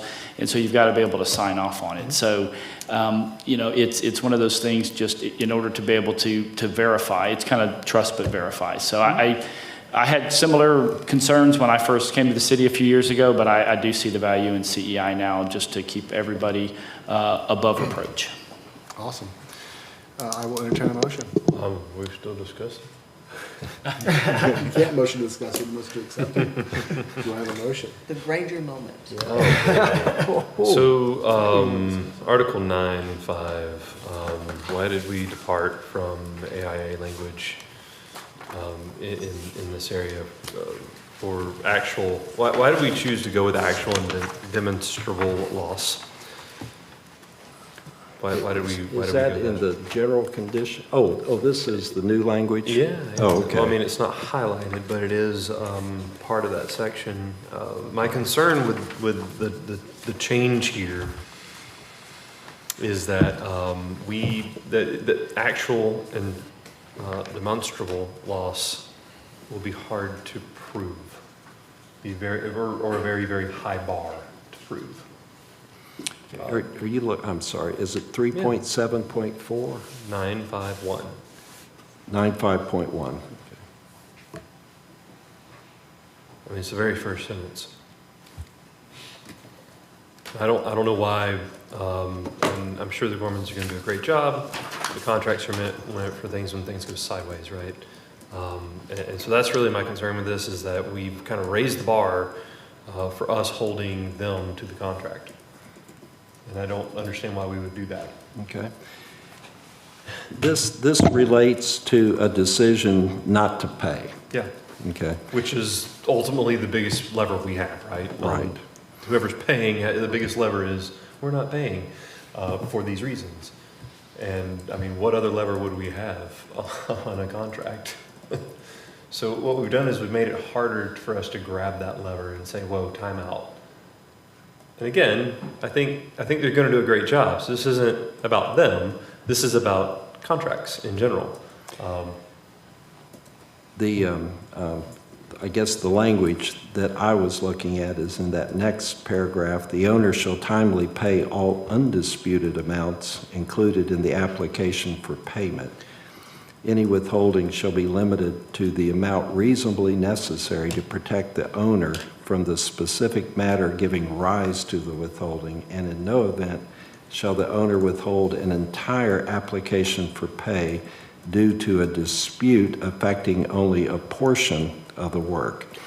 So I believe that when there's a dispute, then there is a withholding of that disputed portion. If there is a portion that's undisputed, then there is a payment. Well, yeah, I mean, if it's undisputed, I don't see any reason why we wouldn't pay them. But Right. Obviously, this would be enacted when there is a dispute. And what I'm saying is that if there is a dispute, then we would have to show that we're not paying them due to actual and demonstrable loss directly attributed to their material failure to perform work in accordance with the contract documents. That's a fairly high bar. So, I mean, ultimately, what I don't want to do is get into a situation where, we can never prove that, or we can never get to the point where that bar is reached, and so therefore we pay all. Again, I hope to never have to look at this again, right? I know y'all don't want to have to look at it again either, but again, contracts are for when things go sideways. And as I read this, and I'm not an attorney, but I've slept in Holiday Inn. Recently?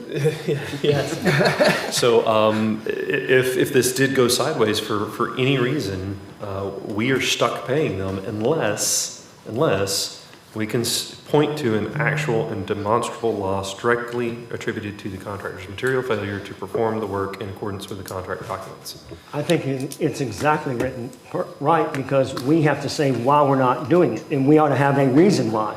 It shouldn't be hard. Well, We ought to be able to say, I'm not paying you because you didn't do this. No.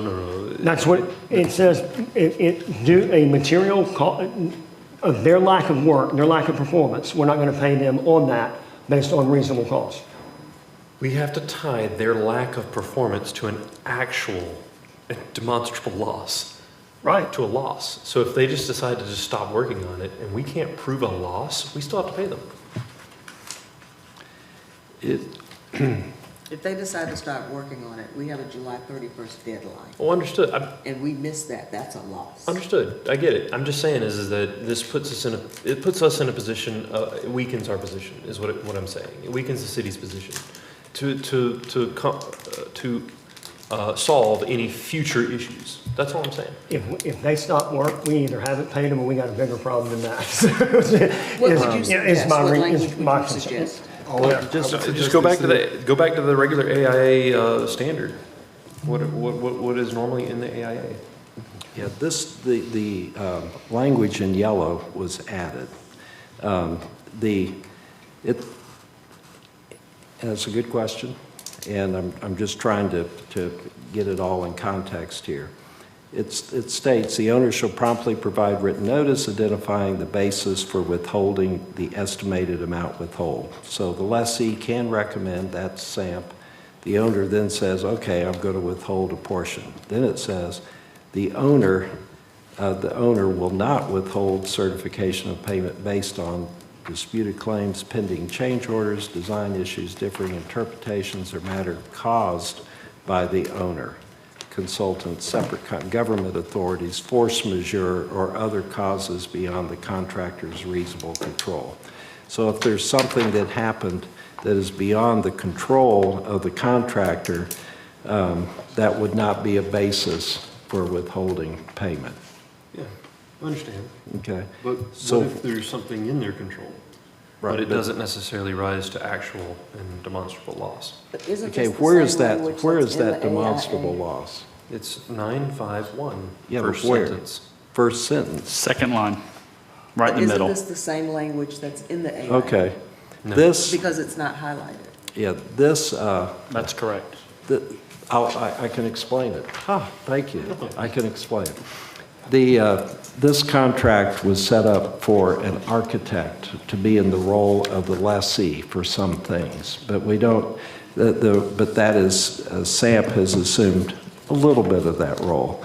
But this says that when it says lessee, you read, SAMP may recommend withholding certification or payment only to the extent reasonably necessary to protect the owner from actual and demonstrative loss.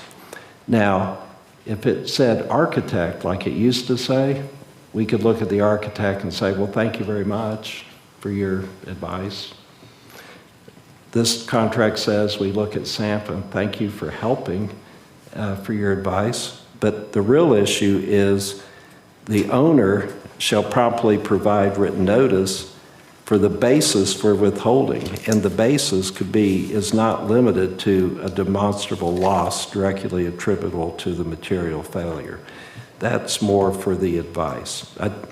I hear you. I think I can solve that with some words. And I believe Joe, Gorman's lawyer, we can work that out and Are we solve. creating a problem that we don't have that's gonna slow us up? Well, I believe that we could move ahead and approve it if you so want to. What do you recommend? I recommend we approve it. Okay. And I can tell you that your problem, I do not believe, applies. I just don't want to be in a situation where the city just has to write a check. If- I If this thing understand. goes sideways and we're still stuck having to write a check. Yeah. It is a good read, and I believe it's a different role. That's what the architect would have said. Now it's lessee, but that's not going to be governing what the city withholds. All right. Yeah. I mean, you've identified a situation, and it falls on Nevin if we end up there, and so I agree, I appreciate you pointing that out. Yeah, no, it's good. I mean, I'm not an attorney, but if you can't demonstrate it, then it's not demonstrable. So we're not talking about something in theory here. So it can be proven. I think Nevin knows. Yeah. But I'll go back. Yeah. And you know, so when you approve it, if you could approve it and give me the latitude to work on that language just a little bit. A motion that we approve and give Nevin the latitude to work on that section of 9.51. You will get all the latitude. Do I have a second? Any discussion on the latitude? Or the attitude. Please call the roll. Commissioner Hughes? Yes. Commissioner Lucas? Yes. Commissioner Granger? Yes. Mayor Branch? Yes. Motion passes 4-0. And I will just add, we'll be bringing back a budget amendment to bring those funds into the budget from the loan for the SAMP agreement. All right, city manager, you need a 5-minute recess. Roger, okay. Need like some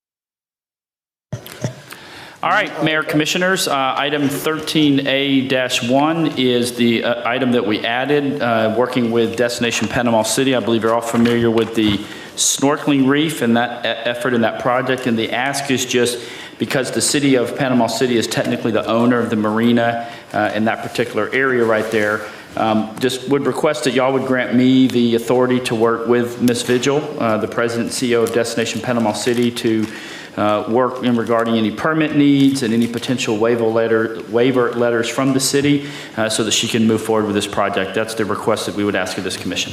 I will entertain a motion. So moved. Second. Any discussion? Please call the roll. Commissioner Hughes? Okay. Commissioner Lucas? Yes. Commissioner Granger? Yes. Mayor Branch? Yes. Motion passes. It's still a quorum, it's good.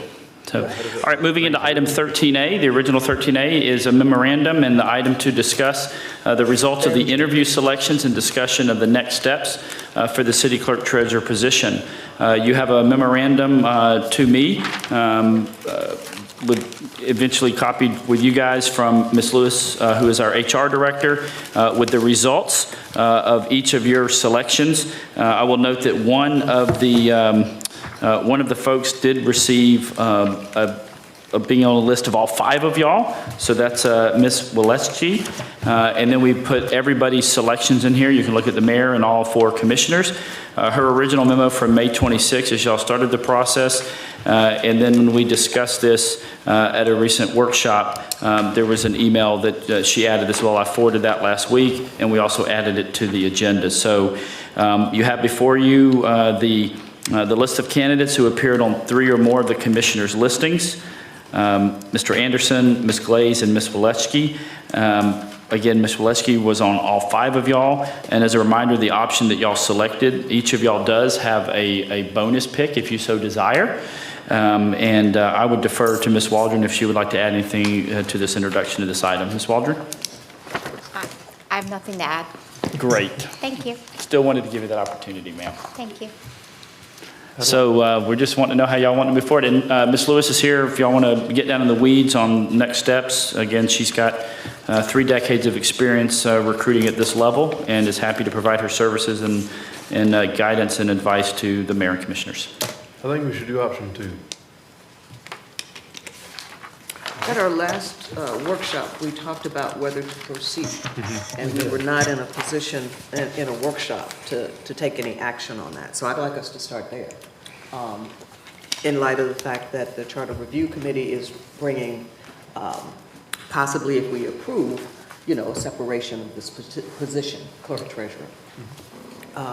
So on the record, on the dais, my concern is that we advertised for clerk treasurer, and we would be making a decision potentially on one part of the role and not the other, if we think we're going to move forward with approving.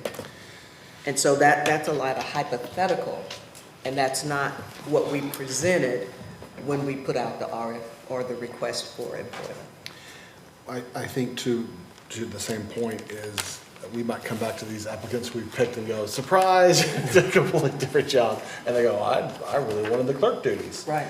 How do we, yes ma'am, come on now. Vicki Lewis, Human Resources Director. And so what I would encourage you is, to Commissioner Granger's point, I think we're just transparent. If these are the 3 candidates that you'd like to interview at this point in time, I could place a phone call, I could talk with them, and I could say this is potentially what's going to happen. I think you really, when we advertised this and the direction that you gave us collectively was that the treasurer was a very important piece of this, and I think we certainly advertised it with that in mind.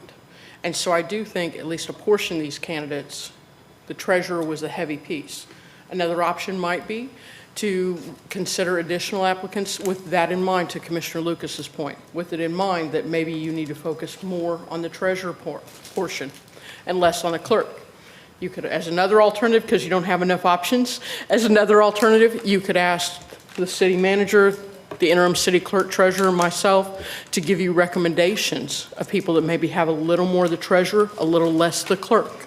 Just just options available. But I think the key is, if we're transparent, I think it's okay to move the cheese, because the reality is that we expect all of our team to be a little bit flexible within the framework. And I think that the heavier lift is the finance, the investments, the accounting pieces. I think you would be very hard pressed to hire someone with strong clerk and weak treasurer pieces and be happy. I think you could hire someone with strong treasury pieces and weaker clerk, and they could learn the clerk piece. Just my opinion. Is there an option where we are moving forward with interviews of our selections here, but going out with another treasurer-focused job description, potentially getting more or better people, right? That was my question. Is it fair to the people that have made that application and then we change? And now I understand that point. And then two, yes, I'm wondering, there's 60 people in that, more than 60 now. Somebody in there probably has the skill set, but we didn't tell them really what we're looking for. I like her idea of at least asking, and to Commissioner Granger's point, let's be transparent with them. They may all, if we come up with it, they may all think, no thanks, that's not what I was in for. That'd be some great direction from the applicant pool. We probably need to start over. I'd like to explore some of these that we put on there. I think there's some strong candidates. We're taking away, for me, we're taking the administrative part out. So if we know that there's somebody strong, you've looked at a lot of city clerk resumes. Probably you have too. I never have. I'd be open for recommendations of, you guys didn't recommend this person, but here, if I were doing it, maybe so, here's why. It gives us some more maybe opportunity to consider other people, and we're not looking at it that way. You say, we haven't done this. I'm probably never going to do it again. So I'm going to rely on staff a lot to give me some direction there. I'm prepared, if that's something you would like for me to make recommendations. I'm happy to recommend 2 or 3 more candidates for your consideration, so you don't have to comb through all 60 again. I'm happy to do that, but that may not be your desire, but I'm happy to do that with a focus on the Treasury piece, So, Commissioner. Mr. Mayor, one of my insights from our discussion at the workshop was that we didn't all go in with the clerk treasurer description. Yeah. Some of us said, oh, this is going on, so I'm going to lean more in my choices on the treasurer. I'm going to lean more in my choices on the clerk. Whereas I was like, oh, we're probably going to need someone that'll do both.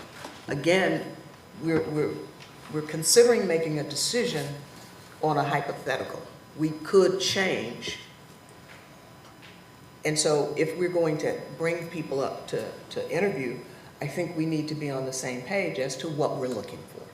That's what I'd like to leave the dais understanding today, that we're all on the same page of what we're looking for. If you aren't on the same page, I don't know how we could expect the candidate to anticipate. I would say in the job description, if you were to add additional duties, I think that would be concerning for a candidate by taking some away. That doesn't cause me as much concern, but I do concur. You have to be on the same page of what your desire is, ma'am. The other thought is, today, we have a system, a certain way of it happening, clerk and treasurer. We don't know if that's going to pass on November. And that's a whole other conversation. I think we need to have more than one up or down, because that's something that could be separated out, okay? But what if it didn't pass and we worked on it, we hired based on just a treasurer, just a comptroller. Now we got somebody hired and our position is the same. Well, correct me, the clerk role could migrate to the deputy role, like the clerk actual role, and then the treasurer role would be the person we would hire. So the charter change is really about moving the clerk officially under the rack, but we don't necessarily, we can still hire for a treasurer and still. But that person would be in charge of the clerk, and they would be, and so, but they might not have that person. Yeah. So do we want, to your point, do we want to make a decision on a hypothetical, on a vote that we got to still have in November that we don't know is going to happen, or do we want to hire somebody for what we need today and be transparent about what change might be coming? And so what do we need today? So I think that when you don't have a good idea of what's coming and you don't know if the path is going to go right or left or right down the middle, then the best thing to do is to work with what you do know. And what we do know is that we're currently set up this way.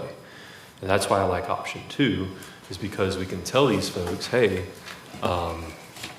you know, we hired, we put this out there for city clerk treasurer, but if this passes in November, then you're going to wind up being the CFO. Are you okay with that? Do you still want to interview?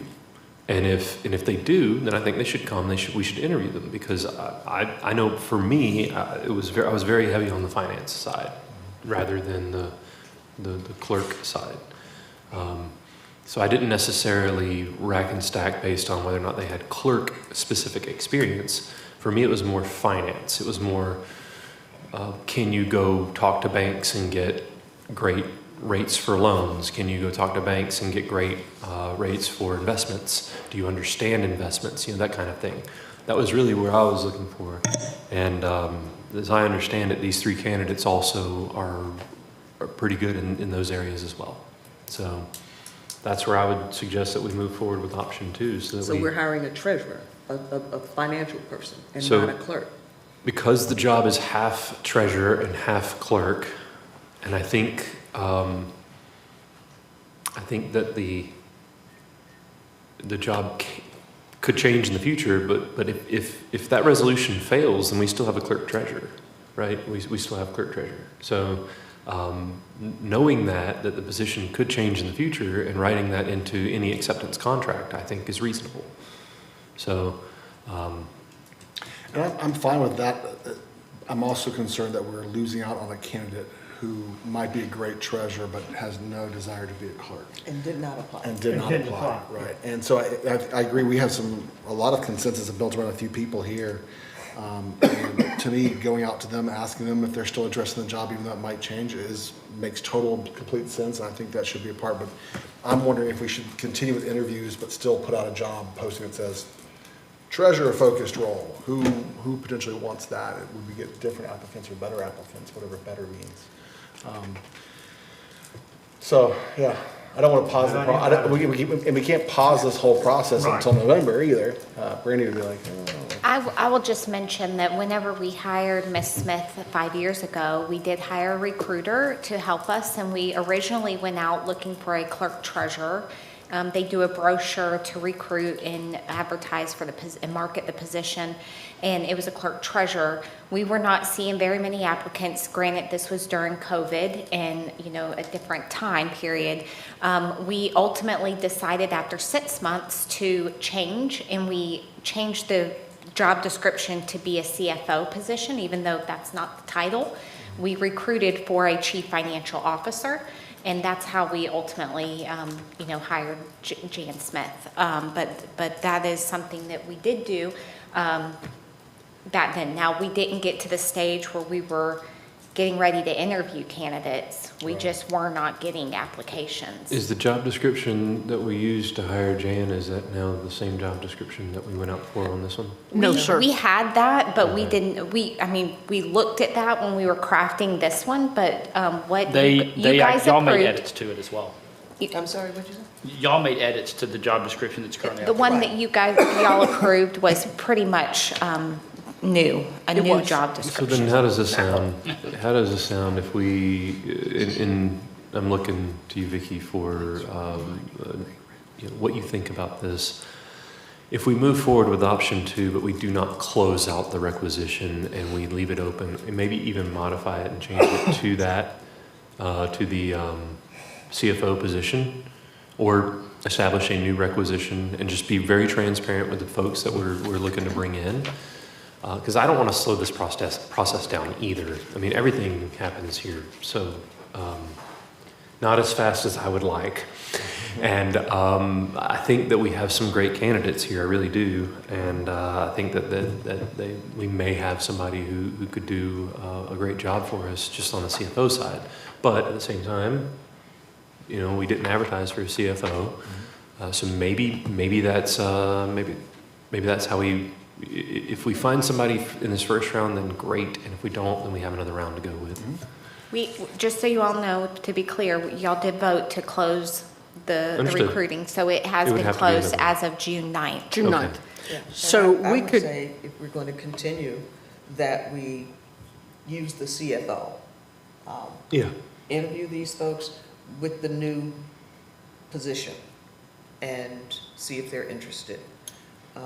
Send them the new language. Are they gonna get different language if we put it back out there? We're gonna change the language. What I would think you would be recommend, removing the clerk duties from the description that went out. I would encourage usage of the job description that we built and just take out that clerk section, as Brandy mentioned, change the title to a CFO or whatever title you would like it to be, whether it's treasurer or chief financial officer. Comptroller. Or comptroller, whichever one you would like. And I would go ahead and interview these folks, leave the job out there. If you don't like any of these folks, we've lost nothing and we've gotten ahead of the 8 ball a little bit. If you say this person's a rock star and you decide to hire them, we're not spending a ton of money on advertising. We can keep it very minimal, the amount of advertising we do, but at least we're live and at least we're out there. That's definitely an option. Do you recommend that the the second requisition stay open during this process, or do you recommend that it stay closed until we decide whether or not we're going to hire somebody out of this pool? I firmly believe you could go either pathway, because we're being transparent with these three when we call them, based upon what I hear you saying so far. If we're transparent with them and we say, look, we advertise clerk treasurer, we may only be looking for a treasurer, and we explain the process, and then we go ahead and leave it open. A lot of people apply for jobs and expect the job to stay open through the interview process. It's not uncommon to do that. Yeah. So I don't think that hurts our applicant pool, nor the 3 candidates that you interviewed. Could we or 5 or update the whatever. language and send it to the candidates that we all chose? That way, you've got a bigger pool of people to say, yeah, what if one of the 3 says, no, we've gone through the interview process, and then now we're down, or 2 of them say, no, it's not one that we wanted. So there's what, 20? We've all come up with our own. Yes, If you identified all, if you talked to all of them, said, here's what's coming, are you still interested? Well, how about this? How about if none of the candidates want to come, then we... That's what I'm talking about. Then you re-advertise out to the folks that we had chosen, regardless of how many votes they got. Okay. Or how, not votes, but how many times they showed up on ours, right?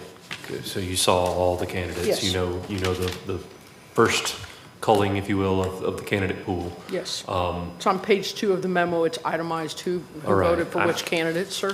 Then I motion that we move forward with option 2, in addition of establishing a new requisition using the CFO or specific financial only language that you already have. And if the candidates do not want to come interview, the 3 candidates do not want to come interview for this position, then we automatically push it out to the rest of them that are on the sheet. Specifically One on page- clarifying point, are you saying that we use the job description you already approved and we just take out the clerk duties, Commissioner? That would be Yes. my recommendation. Yes. Okay. And change the title to, what do you want, CFO? What do you want? CFO. Change the job Because title. they've already agreed, they made their application based on the language that's in there, minus the clerk. Yeah, they gave us a resume Yeah. based on Yeah. what, I get it. Okay, we have a Okay, motion on the Commission- table? I just want to clarify the motion. This is because we have several options in the different memos, so you're referring, I just want to make sure, to option 2 in the email that Vicki sent last Thursday, which was to proceed as planned and interview the 3 selected, and then be transparent with the candidates before interviews and let them know that we may be changing the role and removing the clerk duties. Okay. Yes, that one. Okay. Okay, we have a motion on the table. Do we have a second? Second. Any discussion? Please call the roll. Commissioner Hughes? Yes. Commissioner Lucas? Yes. Commissioner Granger? Yes. Mayor Branch? Yes. Motion passes 4-0. If I may, one question. The commission does have the right to put any additional person in based on how you voted last time. Each commissioner had a one-time wild card or bonus pick.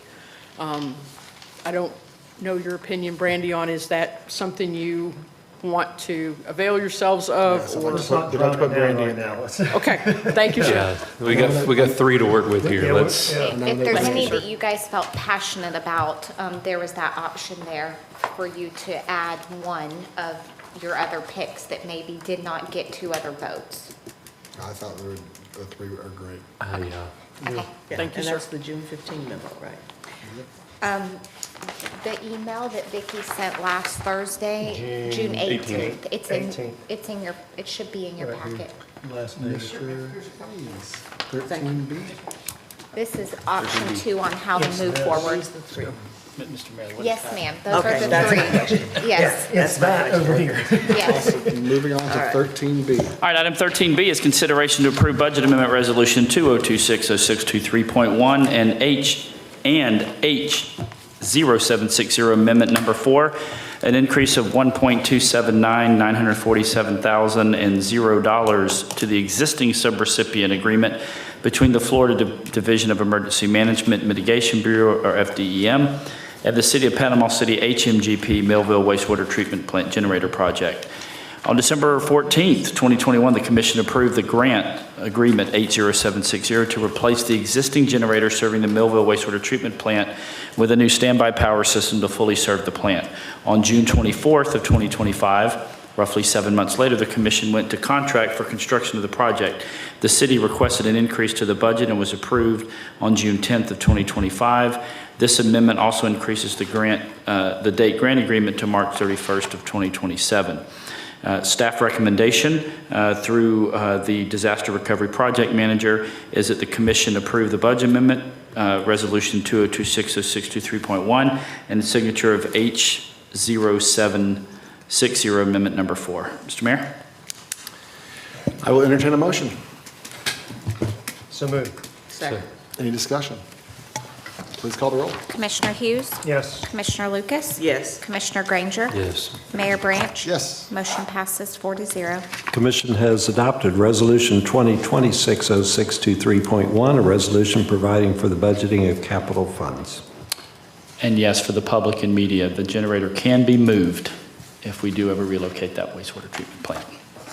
Item 13C, consideration of approval of budget amendment resolution 2026-0623.2 and the purchase of Forerunner Stormwater Management Module to aid staff in completing compliance activities for our municipal separate storm sewer system, which is MS4, permit utilizing our right-of-way permit funds. As background information, the city already utilizes Forerunner for floodplain division use. In an internal review, we found that the stormwater management platform offered by Forerunner would reduce staff time in completing, logging, and reporting on compliance activities for our municipal separate storm sewer system permit from the Florida Department of Environmental Protection. These activities include, but are not limited to, stormwater inspections of all active construction sites in the city, stormwater medallion placement, system inspection, and illicit discharge monitoring. All of these activities must be completed or the city is in violation of the permit. The software allows staff to utilize a consistent database that is integrated with our existing GIS system and allows for easy reporting to the permit agency. The software license is proposed to be paid for with the right-of-way permit funds. Staff recommendation through the Director of Public Works is that the Commission approve this request. And I do realize it's only $10,000, Mr. Mayor, Commissioners, but because there's a budget amendment resolution, that's why we had to bring it forward to you. Mr. Mayor? I will entertain a motion to accept. Motion to approve. Second. Any discussion? Yeah, so this is not general fund? So what now? This is not general fund, right? Well, we're It moving the is. money to it in order to pay for it, but it's coming out of the right-of-way funds. It Okay. is general fund, Commissioner, but it is not budgeted. It's money that we've received above what we expected, so we're bringing the money into the budget and budgeting to spend the dollars. Okay, I'm tracking.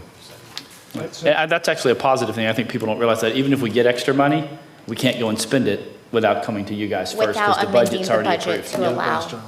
So, That's how it sits in general fund on restricted is what I've learned, because that doesn't make sense to me.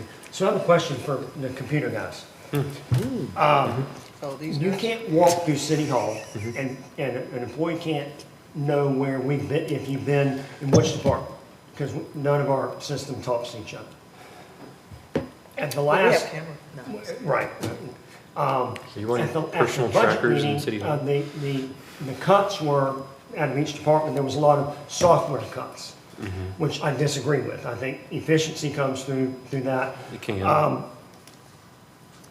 I've talked to a couple of people about coming in and examining all of our software and then writing a program that covers everything. Oh, boy. Okay? And it can be done off of Salesforce. I'm sure they're loving that. Well, it can be done off of Salesforce. Well, I mean, I've had conversations about $750,000 to $1 million, which we're going to spend no problem, okay? Yeah. You know, and it's mostly on licenses. You wanna Is talk that, about from change your orders. perspective, is that a mountain that you just cannot ever get to? I would avoid writing custom software like the plague. Okay. And that's what I used to do, and it is hard to quote, and you spend a whole lot of money, and things don't ever get implemented for Okay. various reasons, and it is, And the it's reason harder I than ask construction. that is our tax collector's office kind of did that. Now, on Robbie, that scale is, We're having a hard time selling land. I get it. That's one of the reasons that I wanted to. Yeah, I think That's a Chuck pretty built straightforward dashboard. process too, right? Yeah. Yeah, Chuck built a dashboard, I think, using some API endpoints, which is much easier than writing like custom Yeah, software. that's different. Okay. Using APIs, and so Cody and his team, they've been great. They've moved some stuff forward for us. When I first got into the city, I was like, why are these systems not talking to each other? And I was told, well, it's because they can't. Right. And I'm, whoa, Spidey sense went off, like, whoa, time out. Yes, they can. Most systems can talk to each other. Anyway, Cody came in and Cody was able to link up a lot of stuff. So he's been able to find a lot They of do a great efficiencies. job. Yeah. And this isn't about staff, this is about efficiency and about, Oh, understood. you know, and we made a change just from the planning down to the water department, so now they know there's a CO that's been issued. We've made some improvement, but I bring that up only because this is the second piece of software that we voted on today. And if we're improving software, is there something that, this is where you guys, should we take a look at what we have?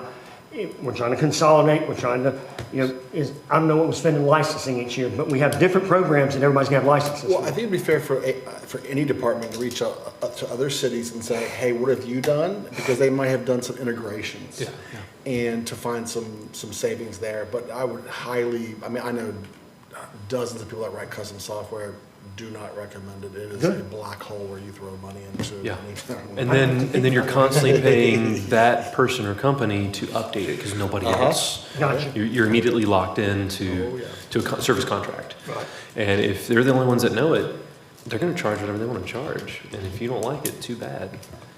So There's no Florida building code for software. Yeah. Exactly. So you inherit these projects where it's like, oh my God, what did this person do? Yeah. So it's crazy. Very good. there are It's a great business to be in. Not a there- great There are companies who have developed monolithic type solutions with add-ons. You just add whatever module you want onto Right. it. The problem is you kind of get locked into their product. Right. And usually their module, it might not do, it might compete against other pieces of software that do the same thing. But there's pros and cons. Okay. So, All right, moving on. We have a motion and a second, and please call the roll. Commissioner Hughes? Yes. Commissioner Lucas? Yes. Commissioner Granger? yes. Mayor Branch? Yes. Motion passes The agenda. 4-0. Resolution number 2026-0623.2 has been adopted. A resolution providing for the amendment of the approved fiscal year 25-26 budget to utilize right-of-way permit fees for the purchase of Forerunner Stormwater Management Software Module. Item 13D is consideration to approve additional construction administration services for the Martin Theater and associated budget amendment resolution number 2026-0623.3 to DAG Architects in the amount of $50,000. As background information, the City Commission approved DAG Architects additional services proposal number 11 at the March 10th of 2026 City Commission meeting for $50,000 instead of the requested amount of $493,500.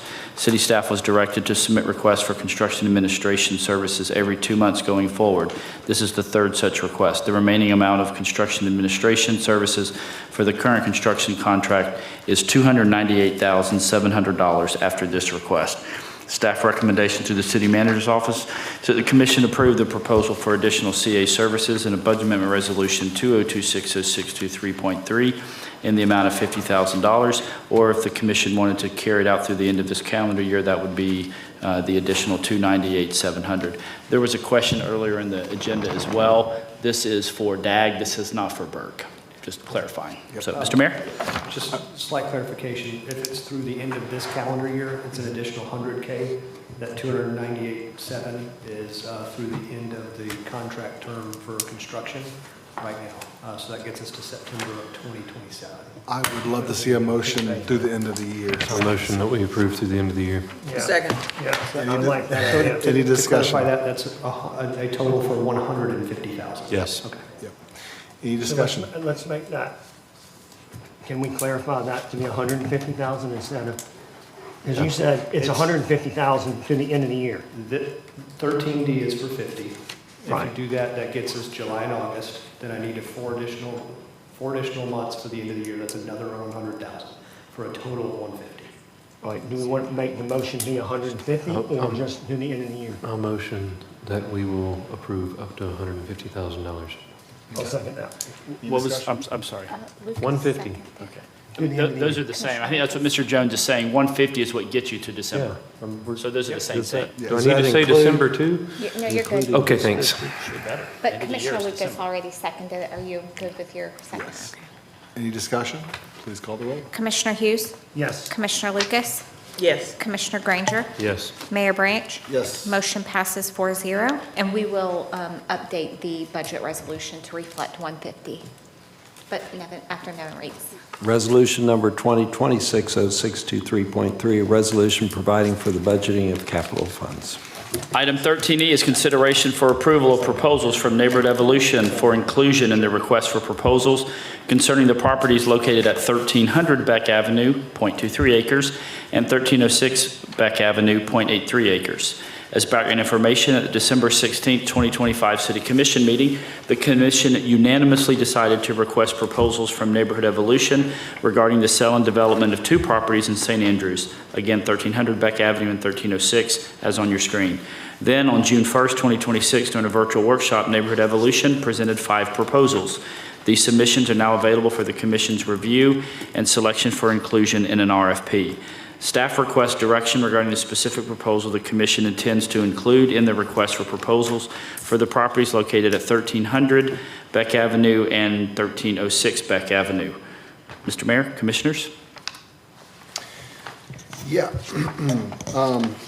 This is multiple choice. Well, and I'm sorry to interrupt. If you remember, I do believe that Neighborhood Evolution kind of encouraged option 2. Option 2. Yep. Get to option 2. Or, sorry, scenario 2. I'm calling it option, but it's scenario. So, Or we can do the RFP, with multiple options. If that's an option as well. Was option 2 the fee simple where we can split it up into separate lots and have multiple owners? Oh, I believe we had a multi-sided copier mix-up again, Ms. Waldron. No, option 2 or scenario 2, it's It's okay. Mr. Schwartz has it on. Can you pull up scenario 2, please, sir? I know it's going to have to be available online. It didn't make it into the binders. It's like the second to the last page. It's just backwards. Oh, it's backwards? It goes from 5, Yeah. sorry, If you start flipping from the back of the packet. right. it makes It's- sense. And we have the Neighborhood Evolution's recommendation is scenario 2? That was the one that, and someone please correct me if I'm wrong, but I believe that's what they said on the virtual workshop, that they liked option 2. Mr. Self isn't here, but I'm pretty sure they said scenario 2. Yes. They felt was the best option to maximize this. If you look at the way they, can you scroll down a little bit more, please, Mr. Schwartz? Right there. So you can see how they use the flood line to maximize commercial up against Beck, and then the rear would be the residential. So, And this is multiple owners, not Yes, just sir. one person coming in. I like their recommendation. yeah. So, A motion and we again, move- would go for an RFP, and that's supposed to come back to you guys once we recommend accepting it or not. A motion will move forward with scenario 2 with an RFP going out. I'd like to second that with, let's let them help us write the RFP, okay? Who, Neighborhood Evolution? They know what Oh, we- what 100%. needs to be said out there. I'd rather them write it for us. Oh, that's part of our agreement with them. Absolutely, they'll be involved with it 100%. Yeah. And a question, does this, I believe we did talk about affordable housing, does this scenario include that? One of them did? Or is this I believe this one is Fair going to be market rate. fair These are market all rate. basically owner occupied. Yeah. at fair market rate? Excuse me, 1 through 3 are owner occupied. 4, 5, 6, 7 are, That's the residential, 4, Residential. 5, 6, 7, and that's what I'm asking about. Is that market value or affordable housing? or My understanding was mix? that this was market value. let's go to market value. Well, they're not notated as. I think what they were doing was setting it up so that the developer could come in and do a development, but sell for market rate, so their risk is rewarded on the backside, but they're doing it differently, small developer. And I think that's where they were saying that's why it needed to be market rate there. I love that potential. We have 7 new property owners in town that are learning about development and owners in St. Andrews. That's what I like. Remind me what the two little bitty out parcels are. Are you talking about the green, just That is scenario open? 3. Oh, never mind. We're on scenario 2. And scenario 2 basically says like, hey, here's the floodplain, let's stay out of the floodplain, potentially. Yeah. Because of the cost of insurance That's right, And- that's why I look back and look at. Lack of dirt. and lack of dirt. You don't have to pay for so much dirt to come in. Agreed. All right, we have a motion and a second on the table. Any other discussion? Please call the roll. Commissioner Hughes? Yes. Commissioner Lucas? Yes. Commissioner Granger? Yes. Mayor Branch? Yes. Motion passes 4-0. Item 13F is consideration of the disposition of the vacant property at 2215, thank you, Mr. Schwartz, of the property at 2215 East 3rd Street, parcel ID 22545-000-000. As background information, at the May 26, 2026 City Commission meeting regarding the sale of the property at 2215 East 3rd Street, the commission approved reimbursing the Housing and Community Services Department $100 for purchasing 2215 East 3rd Street, same parcel number, out of the city's general fund. They also requested staff to create a standard listing agreement and to promote cottage court development on the .73 acre property. The listing agreement is attached. Staff requested request commission guidance on whether to use a request for proposal process or a direct sale process for the parcel, and to indicate any preferred incentives to be offered to bring about and promote the cottage court development. Mr. Mayor? Yes. Yes, we should just discuss. So the question I have is whether the RFP process would allow us more control over getting what we want. If we want cottage court buildings there, if we just go out on the open market and sell it, how can we hold the buyer? It absolutely would give us more in the driver's seat, ma'am. Remember, when you restrict, the value changes too. But I got a couple of questions. One, the listing agreement, staff has, this is a limited service listing agreement, not an exclusive, and we'd be the only person that I know of in Bay County using that, so I want to provide staff with the exclusive right of sale, so we are protected, and whoever we're having a continuing contract works for us, personally. Second is, I know that the city has, or the housing has $40,000 in this site. Is this a site that we have to get $40,000 back out of to put back into over there? That's a question that I know, because one of the things, something about $1, which I don't understand that, $100. or $100. But I think that money ought to come back there, and so I asked Sheila about that. There's a $40,000 that we have in that. That's news to I'm me. sorry, where's the? Oh, then I'm off on that, my bad, never mind, $100 is never all mind, that- never She mind. said that's a different parcel. But I still disagree with. I was about to request this be tabled if that was the Right, case. okay. But I still disagree with that. I think cottage courts are a great idea. But I think they ought to be in an area that is not with single family. And my concern is, and on me, I didn't pay enough attention on this new zoning, it's allowed, okay? So we're not doing something that's not allowed, but here's what happens. The public doesn't know about it until it happens to them, okay? And that's tough. And so that's my only concern. But this is a great example. We still don't know how we're gonna get rid of this. And it's really a $30,000, $40,000 lot, but we spent 30 minutes on it the other day. This is why the presentation, the process is so important. But I just would recommend that we change the listing agreement, and Nevin has them all, but I will make sure that y'all have a copy of vacant land, commercial, residential listing agreements, as well as the contracts that I'm gonna ask the city to use. And I'm gonna send that over with the, I left that out of the presentation because we were gonna talk about this. I don't understand the aversion to the cottage thing. If we were just putting this up for sale and somebody were to buy it, they could just do that if they wanted to.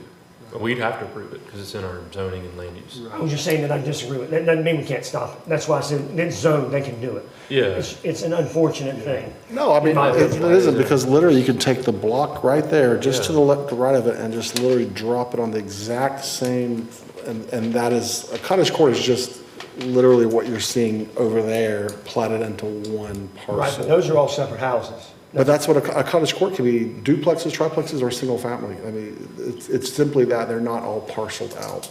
You could actually parcel out and sell them in condo them, but the bigger point is, it's a greater density on a lot, so we'll get more of a tax base than if we put a single family home on it. That's the point. It's not Agreed.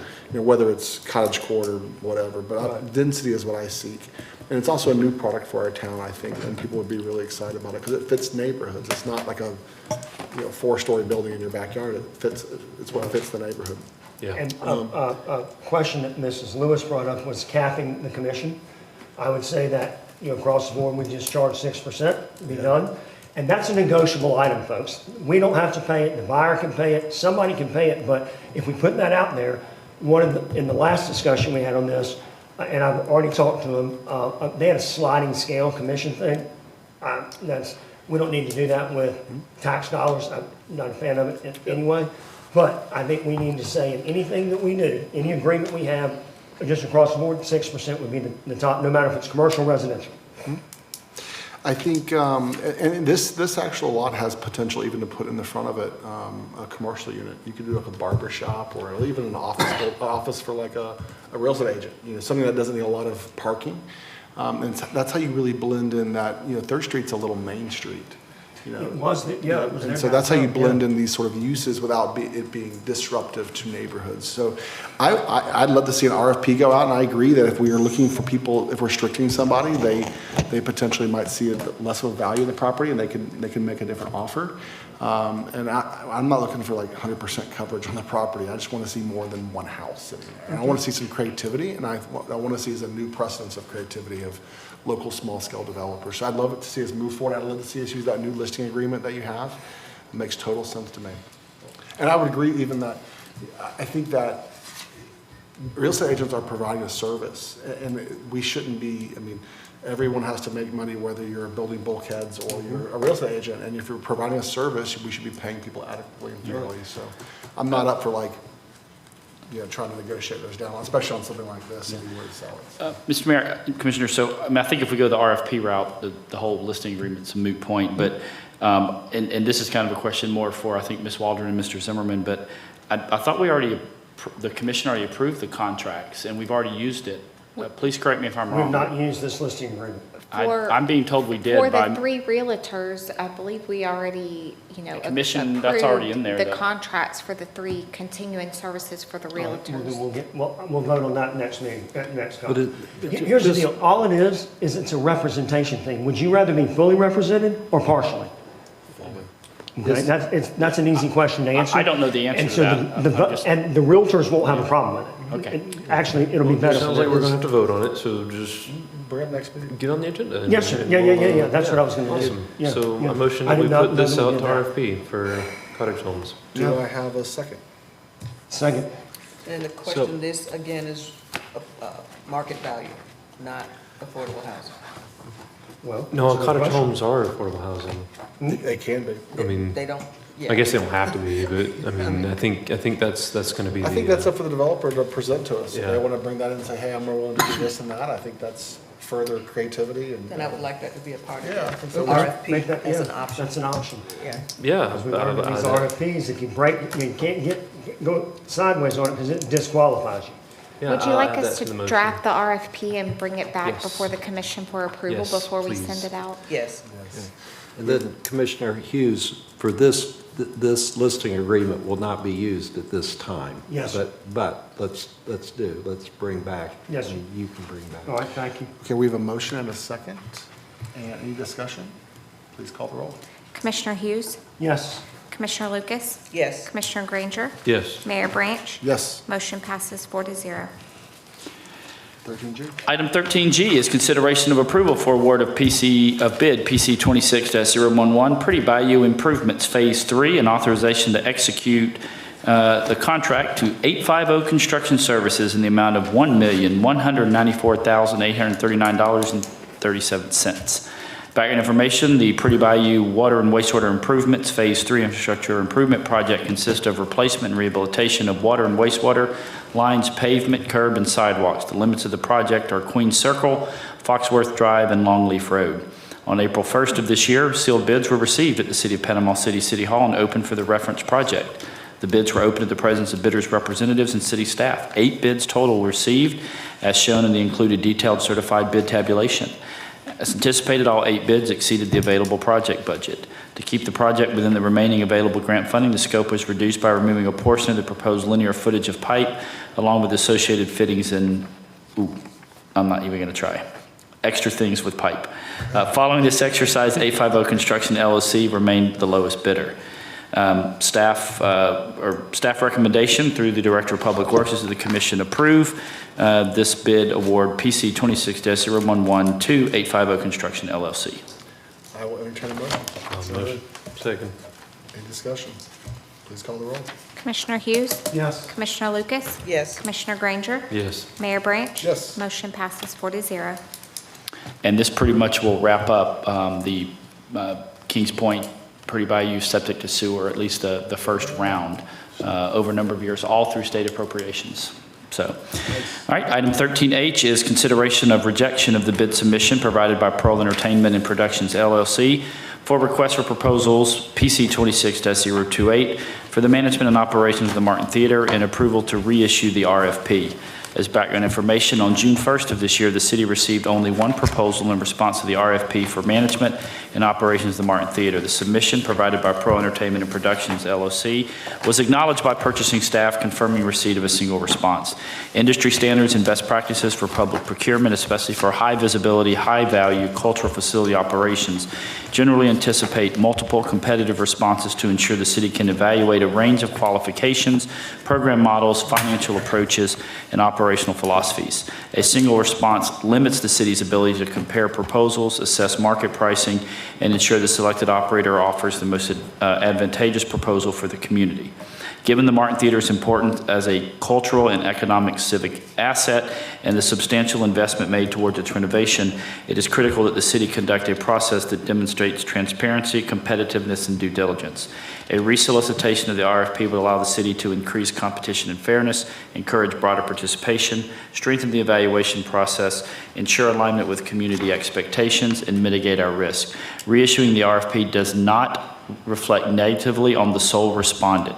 Rather, it reflects the city's responsibility to secure the most competitive, transparent, and well-supported outcome for a venue of this scale and importance. Staff recommends that the city revise and reissue the RFP and reopen the solicitation period. Mr. Mayor? I will entertain a motion.